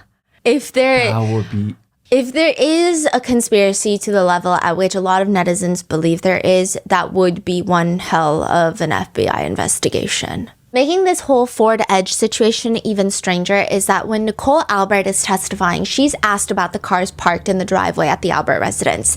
And she says, I had my car, which was a Cadillac SUV. My husband had his work car. We had, I think, a Ford Explorer. The kids were driving a Ford Escape, maybe? Interestingly enough, she lists the make and model of every single car except her husband's work car, which happens to be a Ford Edge. Oh, she say work car, not Ford Edge. No. But you also said there's a fourth car. That's your husband's work vehicle. Yes, yeah. What type of car is that? That's a Ford Edge. A black Ford Edge. Yes, yep. Is there a reason that you didn't want to state or commit to that in front of this jury when you originally testified? No, there's no reason. I was just trying to think of all the different cars. We have 5 kids. We've had a lot of different vehicles. I was just saying it as I remembered it. Now, Chris Albert takes the stand, and he's asked what he does for work, and he says, I'm self-employed. I own a small pizza shop.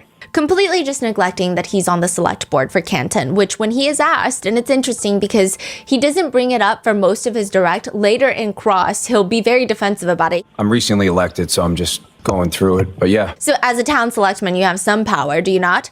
I'm one of 5 selectmen. Okay, 1 of 5 that's a lot of power.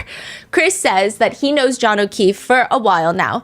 Quote, so he became my neighbor, and I guess just from me driving by his house and coming home, I saw him, would wave to him and stuff, and that's how I initially became to know who John was. So over the years, like, he was friendly with some other folks that I was friends with, so we'd maybe be out occasionally and bump into him, but he would also come to my pizza shop a lot.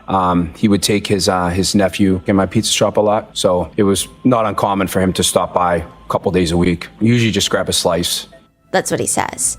Karen says that the only person that ever made John O'Keefe very, very angry, however, was this guy, Colin Albert. He would always intentionally leave beer bottles and beer cans on John's lawn. He's not even old enough to drink, by the way. She remembers an incident in spring of 2020 where the home security system went off at John's house. She's staying the night over. She remembers John bolting out of bed. She's running down the stairs after him, and she looks out the window. They see Colin Albert and a bunch of teenagers in the front yard, and they scream at John when he comes out, "Go f*** yourself." That's crazy. John screams back at them, "Get the fuck out of here." The next morning, they go outside and the lawn is littered with a dozen empty Bud Light cans thrown into the bushes. She thought it was interesting because Colin Albert was 17, and this is the only person that John O'Keefe has ever had problems with, which netizens speculate, what if John O'Keefe already felt like he was doing some nefarious drug dealings at that age? Yeah. And that's why he's being crazy. Yes. And he's ballsy. He has no fear. He thinks daddy and other daddy and all the mommies and daddies are going to protect him. And I guess it's true. It's happening if that were the case, if it is true. In any event, if you do see Colin Albert on the stand, who was there? I do not remember who was there. What did you do at Mike's house? I do not remember. How did you get to Mike's house? No, I do not remember. How much did you drink at Mike's house? I do not remember. Aside from his profound inability to remember a single occurrence that has not happened in the past 0.2 seconds, Colin Albert is nothing like Colin Albert on the stand. I always tell my mom and my dad that I'm home and usually go up to their bedroom, give them a hug goodnight, tell them I love them, and then go down to bed.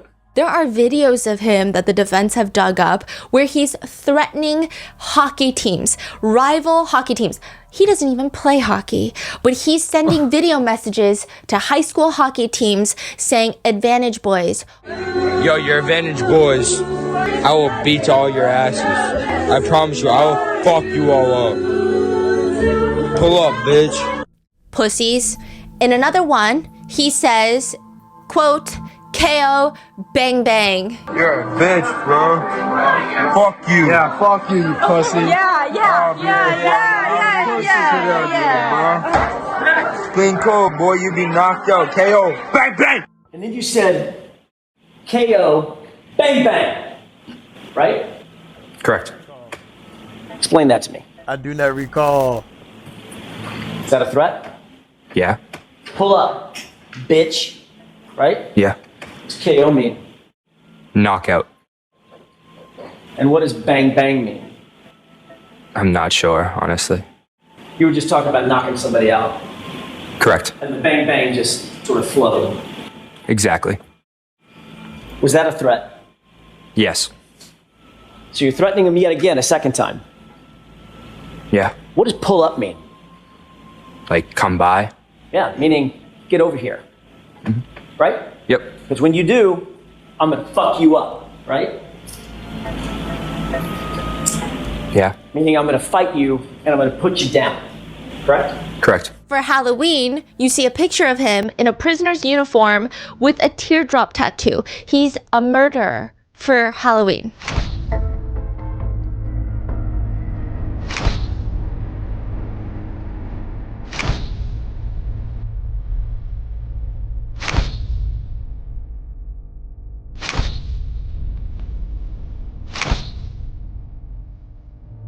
Bro, what is going on? There's another picture of him with his parents, and all three of them are flicking off the camera. It's believed that he has like a beer can in his hand. And again, he's underage and his parents are just drinking with him. He is not the studious, soon-to-be college student that he is trying so hard to sell his image as on the stand.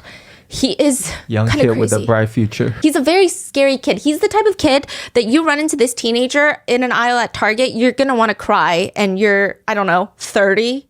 You ever been in a fight, sir? Other than with my brothers, no. You've never been in a fight? Nope. Your entire life? Other than with my brothers, no.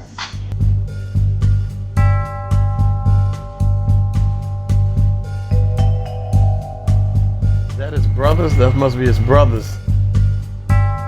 And what's even weirder is with this connection, remember how I said Chris Albert is the one that invited John O'Keefe to the waterfall bar that night? The text message that he sends him is, quote, "Get over here." Then another text message reads, "If not, I'm gonna fuck up your lawn," laughing, crying emoji. Chris Albert says, this is a joke. It's a hee ha ha joke, inside joke, because John O'Keefe loves his lawn. He's very nitpicky about his lawn. He's like one of those lawn guys. He likes his grass to be green. If not, I will fuck up your lawn. Haha. It sounds passive aggressive. It sounds tense. It sounds like the type of text that you get where, Yeah. To send a text message like that, I would assume that you would have to be pretty close friends. Yes. But they're not. Exactly. And there was already problems with the lawn. I would not feel comfortable sending this to anybody. No. Additionally, I will say there is a weird moment during Chris's cross-examination where he's asked about what John O'Keefe's name is in Julie Albert's phone. So Julie Albert, presumptuously, I guess she had John O'Keefe's phone number for a while because they're neighbors, and I imagine that if they had any neighborly conversations, perhaps Julie was in charge of that while Chris is running D&E Pizza. What was your nickname and your wife Julie's nickname for John O'Keefe? Mr. Nevercracker. All right. And your wife Julie actually had John O'Keefe plugged into his contacts as Nevercracker, correct? Correct. But it's a character from a movie, a cartoon, and it's someone that is obsessed with their lawn. It's like one of those grumpy neighbors that's like, "Get off my lawn!" Oh, get off my lawn! Oh, trespass! And Chris says this whole thing was a joke. It was a joke because John was upset that one of the kids was cutting through his lawn to get to school. And he's like, and it wasn't even Colin, it was my other son. Do we believe him? Probably not. Do we believe that's the reason that John was upset? Probably not.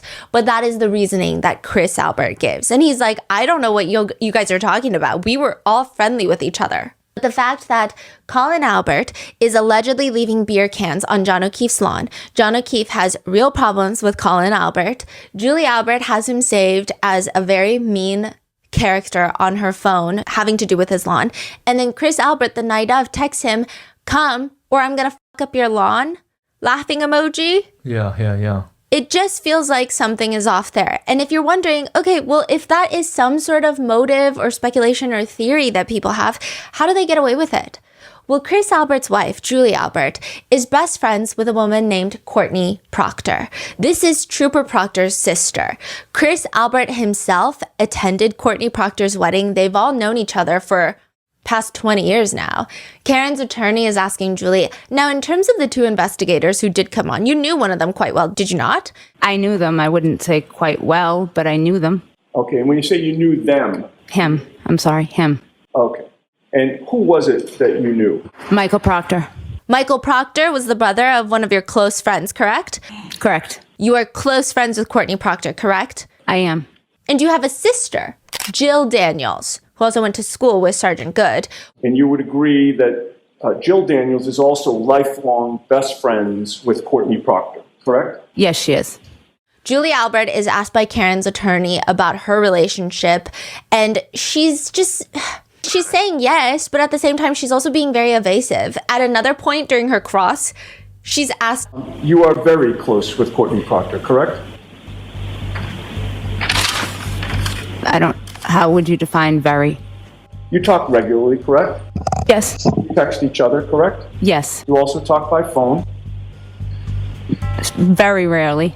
This is when Karen's defense attorney has a little moment. David Yannetti is like, wait, because he starts on his next question. Is it fair to, did you say very rarely you talk phone, to Courtney Proctor by usually phone? It's text. But do you stand by that testimony that you talk to Courtney Proctor very rarely by phone? This is never good. This is never good when you are on the stand or you're talking to an attorney and they say, okay, so I need you to commit to this statement. I need you to commit 10 more times because you just said it. So commit again because you can't go back now. So let's just drive it home. Yeah. Is he about to pull up some kind of receipt? That's so good. Let me ask you this. Between February 1st of 2022 and September 6th of 2022, did you only speak rarely with Courtney Proctor? I don't recall. Were you using Courtney Proctor as an intermediary to communicate with Michael Proctor about this case? No, I was not. Are you aware that between February 1st of 2022 and September 6th of 2022, you and Courtney Proctor spoke by phone 67 times? Objection. Were you aware of that? No, I don't know the exact count. Do you deny that you spoke 67 times? I don't deny it, but I don't recall the exact amount of times. Okay, so you don't deny that you spoke 67 times. You still want to maintain your testimony that you only talked very rarely with Courtney Proctor during that time period. I just don't remember the exact amount of times. Well, you know that my client, Karen Reed, was arrested in connection with this case on February 1st of 2022. Do you not? I do. You spoke to Courtney Proctor that date for 12 minutes by phone, correct? I don't recall exactly. I don't remember exactly. Because Julie has amnesia, Karen's attorney gives her a sheet to refresh her memory, likely her call logs, cell data. February 2nd, 2022 is the day that Karen Reed is arraigned. Julie talks to Courtney 3 times before 9 a.m. Then after the arraignment, they talk again for another 27 minutes. Julie does not recall any of these phone calls. She definitely does not recall the contents of the phone calls either. Did you tell Courtney Proctor during any of these 67 phone calls that you were a witness in her brother's case? I don't remember. Defense attorney Yannetti brings up the fact that Julie said that she rarely talks to Courtney Proctor on the phone, and he says, when I asked you how often you talked to Courtney Proctor, you could have chosen any word in the English language to answer that question, correct? Correct. What was the word that you chose? Not often. I don't remember, How about honestly. rarely? Rarely, yes. That was your word, correct? It could have been. I don't really recall. I don't recall. You don't recall telling this jury yesterday that when I asked you about how often you spoke to Courtney Proctor by phone, you said, well, rarely. I don't remember. What is your definition of rarely? Not daily. Not daily, not... Yes. Once in a blue moon? No. Rarely doesn't mean to you 67 phone conversations within a 7-month period, does it?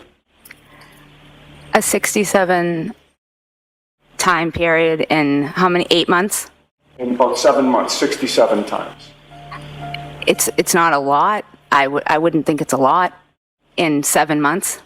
Netizens were so frustrated by this testimony, they comment, Julie remembers everything except for the phone conversations and everything else. Netizens think that she clearly had time to think about it the next day because she testified over 2 days. I mean, 3 times in 1 day, that's a lot. Side note, this is the glorious moment when Julie Albert is asked about which troopers came to her house to interview her, and she says, Trooper Proctor, and I don't remember the next guy. I think it was like... And Trooper Bukaki? And she says it with such a straight face. She calls Buketic Bukaki. So that's his name now. Yeah, that's his name now. It is believed that there is like a online social media investigator who has nicknamed him Trooper Bukaki, and so it's theorized that she's very much keeping up with his reports on this case. Oh, someone else named him Bukaki. Yes, that sticked. Yeah, okay, he's going to be in the next episode, but he's pretty close with Karen Reed, and he was actually one of the first people to really actively focus on this case and to focus on the fact that he believes that Karen Reed was framed. And she clearly is keeping up with his coverage, because the way that she says Officer Bukaki, I mean, I don't think she knows what that word means. I don't think she gets the joke, because the way she said it with her full chest. Oh, she thought that was actually his name. Yeah. Whoa. Bukaki? Yeah, and it's just a very uncomfortable moment. So Bukaki is like what? He's cocky? Is that... I don't know what that means. But Julie Albert maintains that it really doesn't impact the investigation.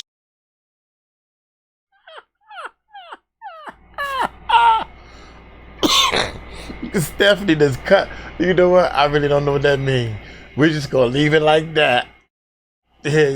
She saved her that's her husband, y'all. She saved her husband on that one. Wait a minute, watch this. Bukaki? Don't know either. Yeah, and it's just a very uncomfortable moment. So Bukaki is like what? He's cocky? Is that... I don't know what that means.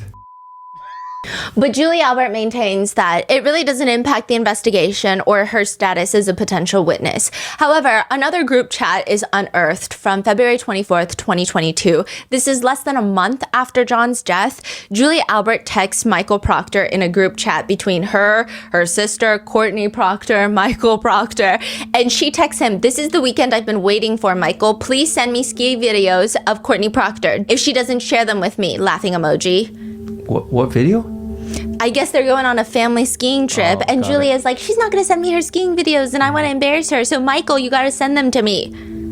Jackson is staring at Proctor. He's also bringing this up to Proctor. This is sent less than a month that you had been assigned to the investigation in which Julie Albert is a witness, correct? Correct. And her husband, Albert, Chris Albert, has a connection as a witness, correct? Correct. And you didn't mention a thing about your relationship with Julie Albert, Chris Albert, or Colin Albert in any report that you've ever drafted in this case, did you? I did not. Michael Proctor's text messages to his own sister, Courtney Proctor, were also brought up during the two trials, and it's mainly because the FBI dug them up and gave it both to the Commonwealth and the defense. Now, Michael Proctor texts his sister on January 29th, 2022, the day of the investigation. He's texting her, "What's up?" She says, "What? Why?" "Just found a frozen to death on a front lawn in Canton. Actually just interviewed Jen McCabe. She says she knows you." Cut the shit. Yeah, she knows Jack very well. She's really good friends with Julie. Her sister is married to Brian Albert. You still working? Yeah, gonna be out for a while. Homicide. The Canton thing is a homicide? Don't say a word to anyone. Of course not. At the very least, it's suspicious. This is your livelihood. Julie and Chris were at the bar with the victim and the girlfriend. Gotta interview them. So he's already telling his sister, "I'm gonna interview your best friend soon." But he doesn't for a really long time. Now, February 10th, 2022, Courtney texts Michael again. "How did it go at Julie's? She was so nervous." So this is what, 11 days after? She was so nervous? Mm-hmm. Ha ha ha ha. What is this, a job interview? Recommendation from your bestie? And why would she be nervous? She's not even at the house. Exactly. Why are you nervous, Julie? Exactly. Why are you nervous, Julie? It has nothing to do with you. Nothing to do with you, nothing to do with your husband, nothing to do with your son, right? Right. Right. And nervous is a very specific word. I think talking to any investigator would make me feel uncomfortable. But I think when there is a death, I don't know if nervous would be the word that I would use if you are innocent and in Julie's position. He says, "Ha ha ha ha, it was fine, just a quick convo." Jackson asks Proctor in the cross, "Were you reporting the progress of your investigation back to your sister, Courtney Proctor?" No, absolutely not. But you did say that the conversation, the formal interview went fine. It was just a quick convo, correct? Proctor tries to explain away these messages, saying, "I was just kind of letting her know I was working. I mean, obviously I didn't share anything specific. I wouldn't share anything specific on cases with my family or anyone. It was just kind of an overall innocent conversation." But you did. Proctor, you have shared too much information. You have shared things that are so insane that I don't even want to know the things that you haven't shared. Jackson asks him. Trooper Proctor, Julie and Chris Albert were not actually treated like witnesses in a murder investigation. They were treated more like friends, wouldn't you agree? Objection. Is that true? Absolutely not. You provided your sister with updates on important advancements during the course of your investigation into this case. Did you not periodically? I made her aware of newsworthy stuff.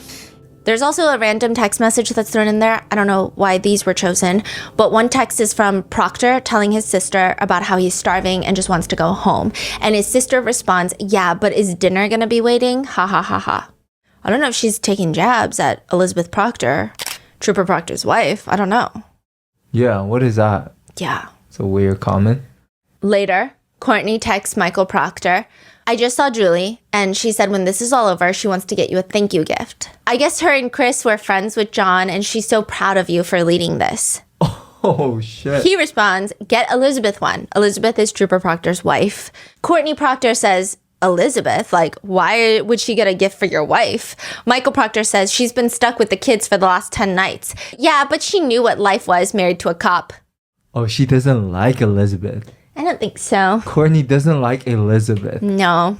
Eventually, another text message is unearthed where Proctor texts his sister that he hopes Karen Reed self-exits. And he's asked about this on an ABC interview, and he says that that comment was made in jest. It's a figure of speech. He's like, hopefully she kills herself. That's a figure of speech. The ABC interviewer is like, that's a figure of speech? Do you use that commonly? I mean, yes, but not commonly, but it's just a figure of speech I made in jest. It wasn't literally like, I hope she self-exits. In the cross-examination, Jackson, rightfully furious, asks Proctor, You believed, Trooper Proctor, that your life would be much easier if Karen Reed was just dead, didn't you? No. Like I had said, it was a figure of speech. My emotions got the best of me based on, the fact that Miss Reed hit Mr. O'Keefe with her vehicle and left him to die on the side of the road. So my emotions got the best of me with that figure of speech. But netizens are not convinced. And if you feel bad at all for his wife, Elizabeth Proctor, don't. June 9th, 2022, Michael Proctor texts his wife, Elizabeth, waiting to lock this whack job up. This is after the grand jury indictment, and he's asked by the prosecution. And again, as far as the terminology that you used in the text message to your wife, why is that? Again, unprofessional message should not have been sent. And he's just saying it's regrettable. But the effect is not lost on the jurors. I mean, the lead investigator has had it out for Karen Reed since the moment that this has all started. And Trooper Proctor, it would be far easier for you to pin it on the girl who's just a whack job cunt, in your words, who you hope just kills herself, right? Objection. Sustained.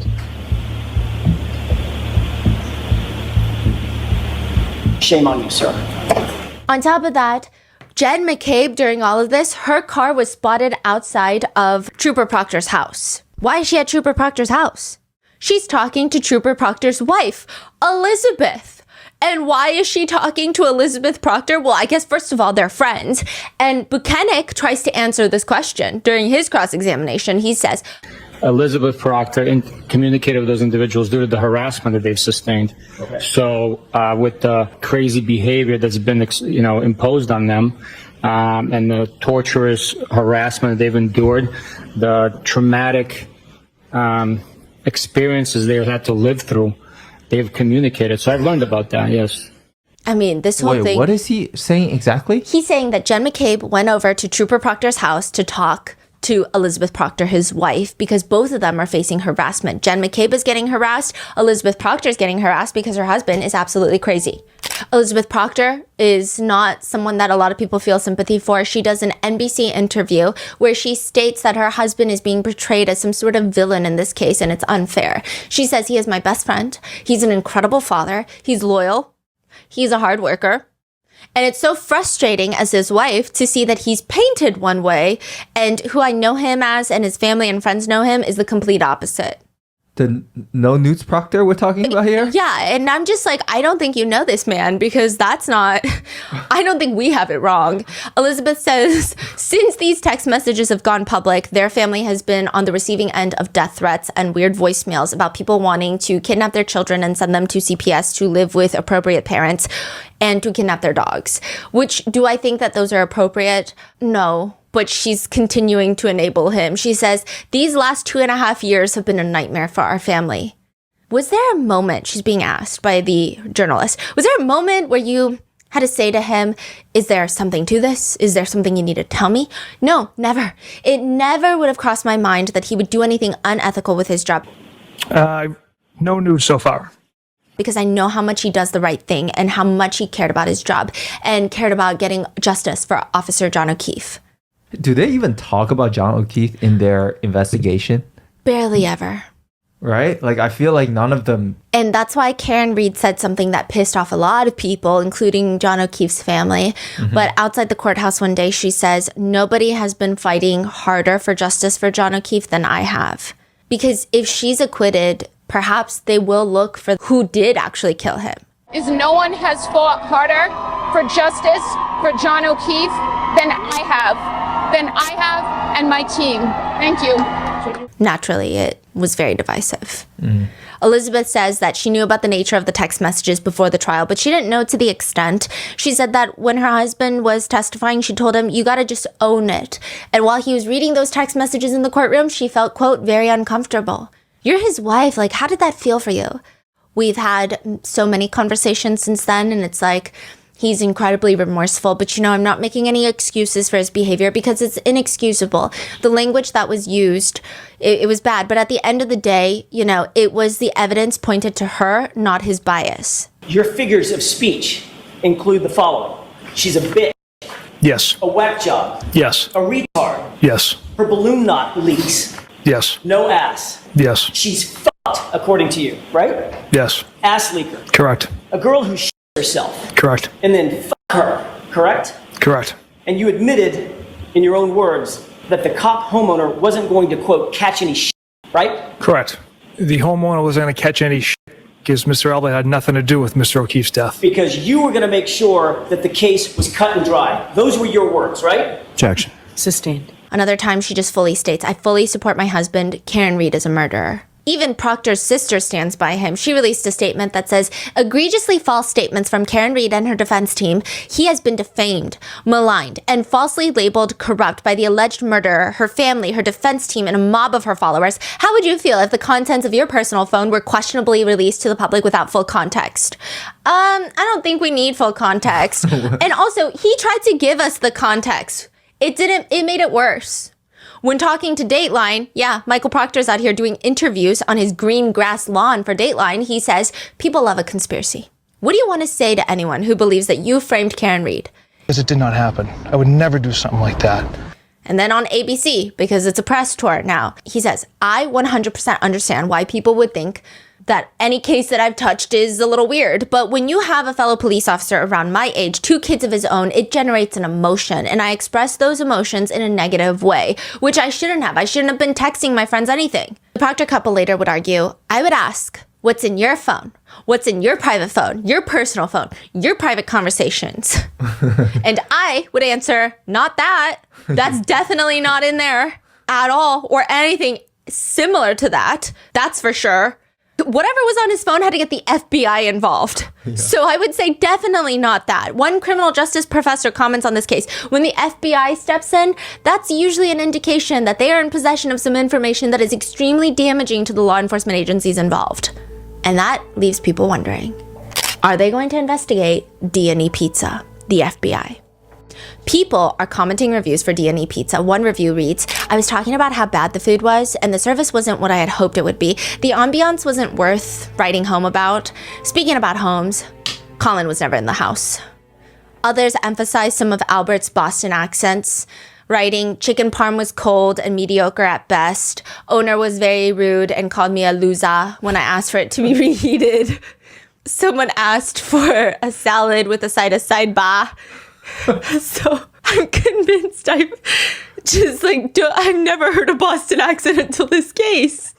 And you heard like hundreds of hours of Boston accent. Yes, and what's driving me crazy is I was talking to the RM team. I kept saying cop, and they're like, you, and I keep like extending cop. Side note, it appears that they're also either using AI to respond to their reviews, or they're also playing into all of this, because one review reads, I found pieces of what appeared to be a cracked plastic taillight in my pizza, probably fell out of the owner's pocket. The pepperoni and sausage had the taste and smell of a German shepherd that had been dead for a few years. 1 star.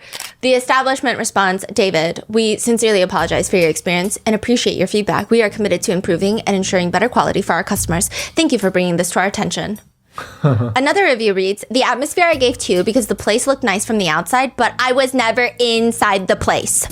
The restaurant responds, we appreciate your comments about the atmosphere and we are sorry you didn't get to experience the inside of our restaurant. We hope to see you soon for a better experience. This is when I started thinking, maybe it's not AI, because one review reads, the pizza is absolutely to die for. The Alberts absolutely killed it. Buy some extras to put in the garage and freeze it. House long to cook from cold. Depends on the oven temperature. This pizza shop is easily found right on the street. Couldn't even miss it in the snow. Our dog Chloe loved it so much she almost took off my arm trying to steal a slice. Unfortunately, due to random renovations, you can't use the restroom. It's very cold inside. It's definitely a cover-up type of situation. To which the restaurant responds, thanks a lot, Peter. So glad you loved the pizza and that Chloe enjoyed it too. Laughing, crying emoji. We'll definitely keep your feedback in mind about the restroom situation. Come back anytime for more delicious slices. That is wild. I'm thinking AI did not write that one. Then who wrote it? Someone here. Are they just playing dumb? No, they're also being passive aggressive. Oh. Yeah. Another one reads, the Albert Pizza Special, available exclusively at Canton's most controversial pizzeria, comes topped with thick layers of confusion, a crust of connections baked in secrecy, pepperoni slices that keep mysteriously shifting places, olives no one remembers ordering, finished with a drizzle of we can't comment on an ongoing investigation, and don't even ask who delivered it. Half the town swears it would never arrive. The other half says it's been sitting outside the whole time. To which the response is, thank you for your creative feedback, George. We appreciate your input and apologize for your experience. But one review just reads, house long to make a bad pizza. And that is where I leave you with the very lengthy part 3. And the next episode is going to be the final episode. That is the chicken parm pizza shop D&E theory that has been kind of running amok on social media recently, but Chris Albert is one to keep an eye out for. He will be in the next episode as well. And Chloe, we're going to get to Chloe in the next episode, some of the accident reconstructionists. But Chris is an interesting man because there is a very strong connection. He's not just friends with Officer Link. They had an incident where they got into a very intense fight with some people outside of a bar many years ago. But even before then, Chris is just the man with all the connections. If you thought Brian Albert was connected, this one is connected. He's connected to Chief Kenneth Berkowitz, who recommended him to be one of the 5 selectmen. He's friends with all these people. Michael Lank was willing to get into a bar fight for Chris Albert, but he's also connected to none other than Auntie Bev, the judge presiding over Karen Reed's case. Why? Well, it all starts when Chris Albert allegedly murdered a man. And that will be in part 4. Stay tuned, stay safe, and I will see you in the next one. Jesus Christ, are you kidding me? Man, first of all, look, wait a minute. Because of the Chloe up there, the dog, that's what attracted me to this. I thought this was all the suspects. This is crazy. When I say this is crazy, I was like, what did the dog do? That's all I wanted to know. Now the dog is they think it's dead, or they think the dog moved to another family. Oh my God, man, this is 3 hours. I didn't think I was gonna make it. I made it through. I'm letting y'all know Uncle Mike going hard. Shout out to all my enders. Shout out to the enders. Check this out, man. Somewhere around here, you can check out our other channel. Before the Stage is our other channel. Go subscribe to that channel. Watch a couple of videos over there if you really want to support Uncle Mike. But you might want to take a break after this 3 hour long video, man. We're gonna get through these. There's 2 more parts we gotta get through, man. Hey, y'all take it light, take it slow. Tell them Uncle Mike told you so. Shout out to all my enders. If you're an ender, let me know in the comments. Peace out.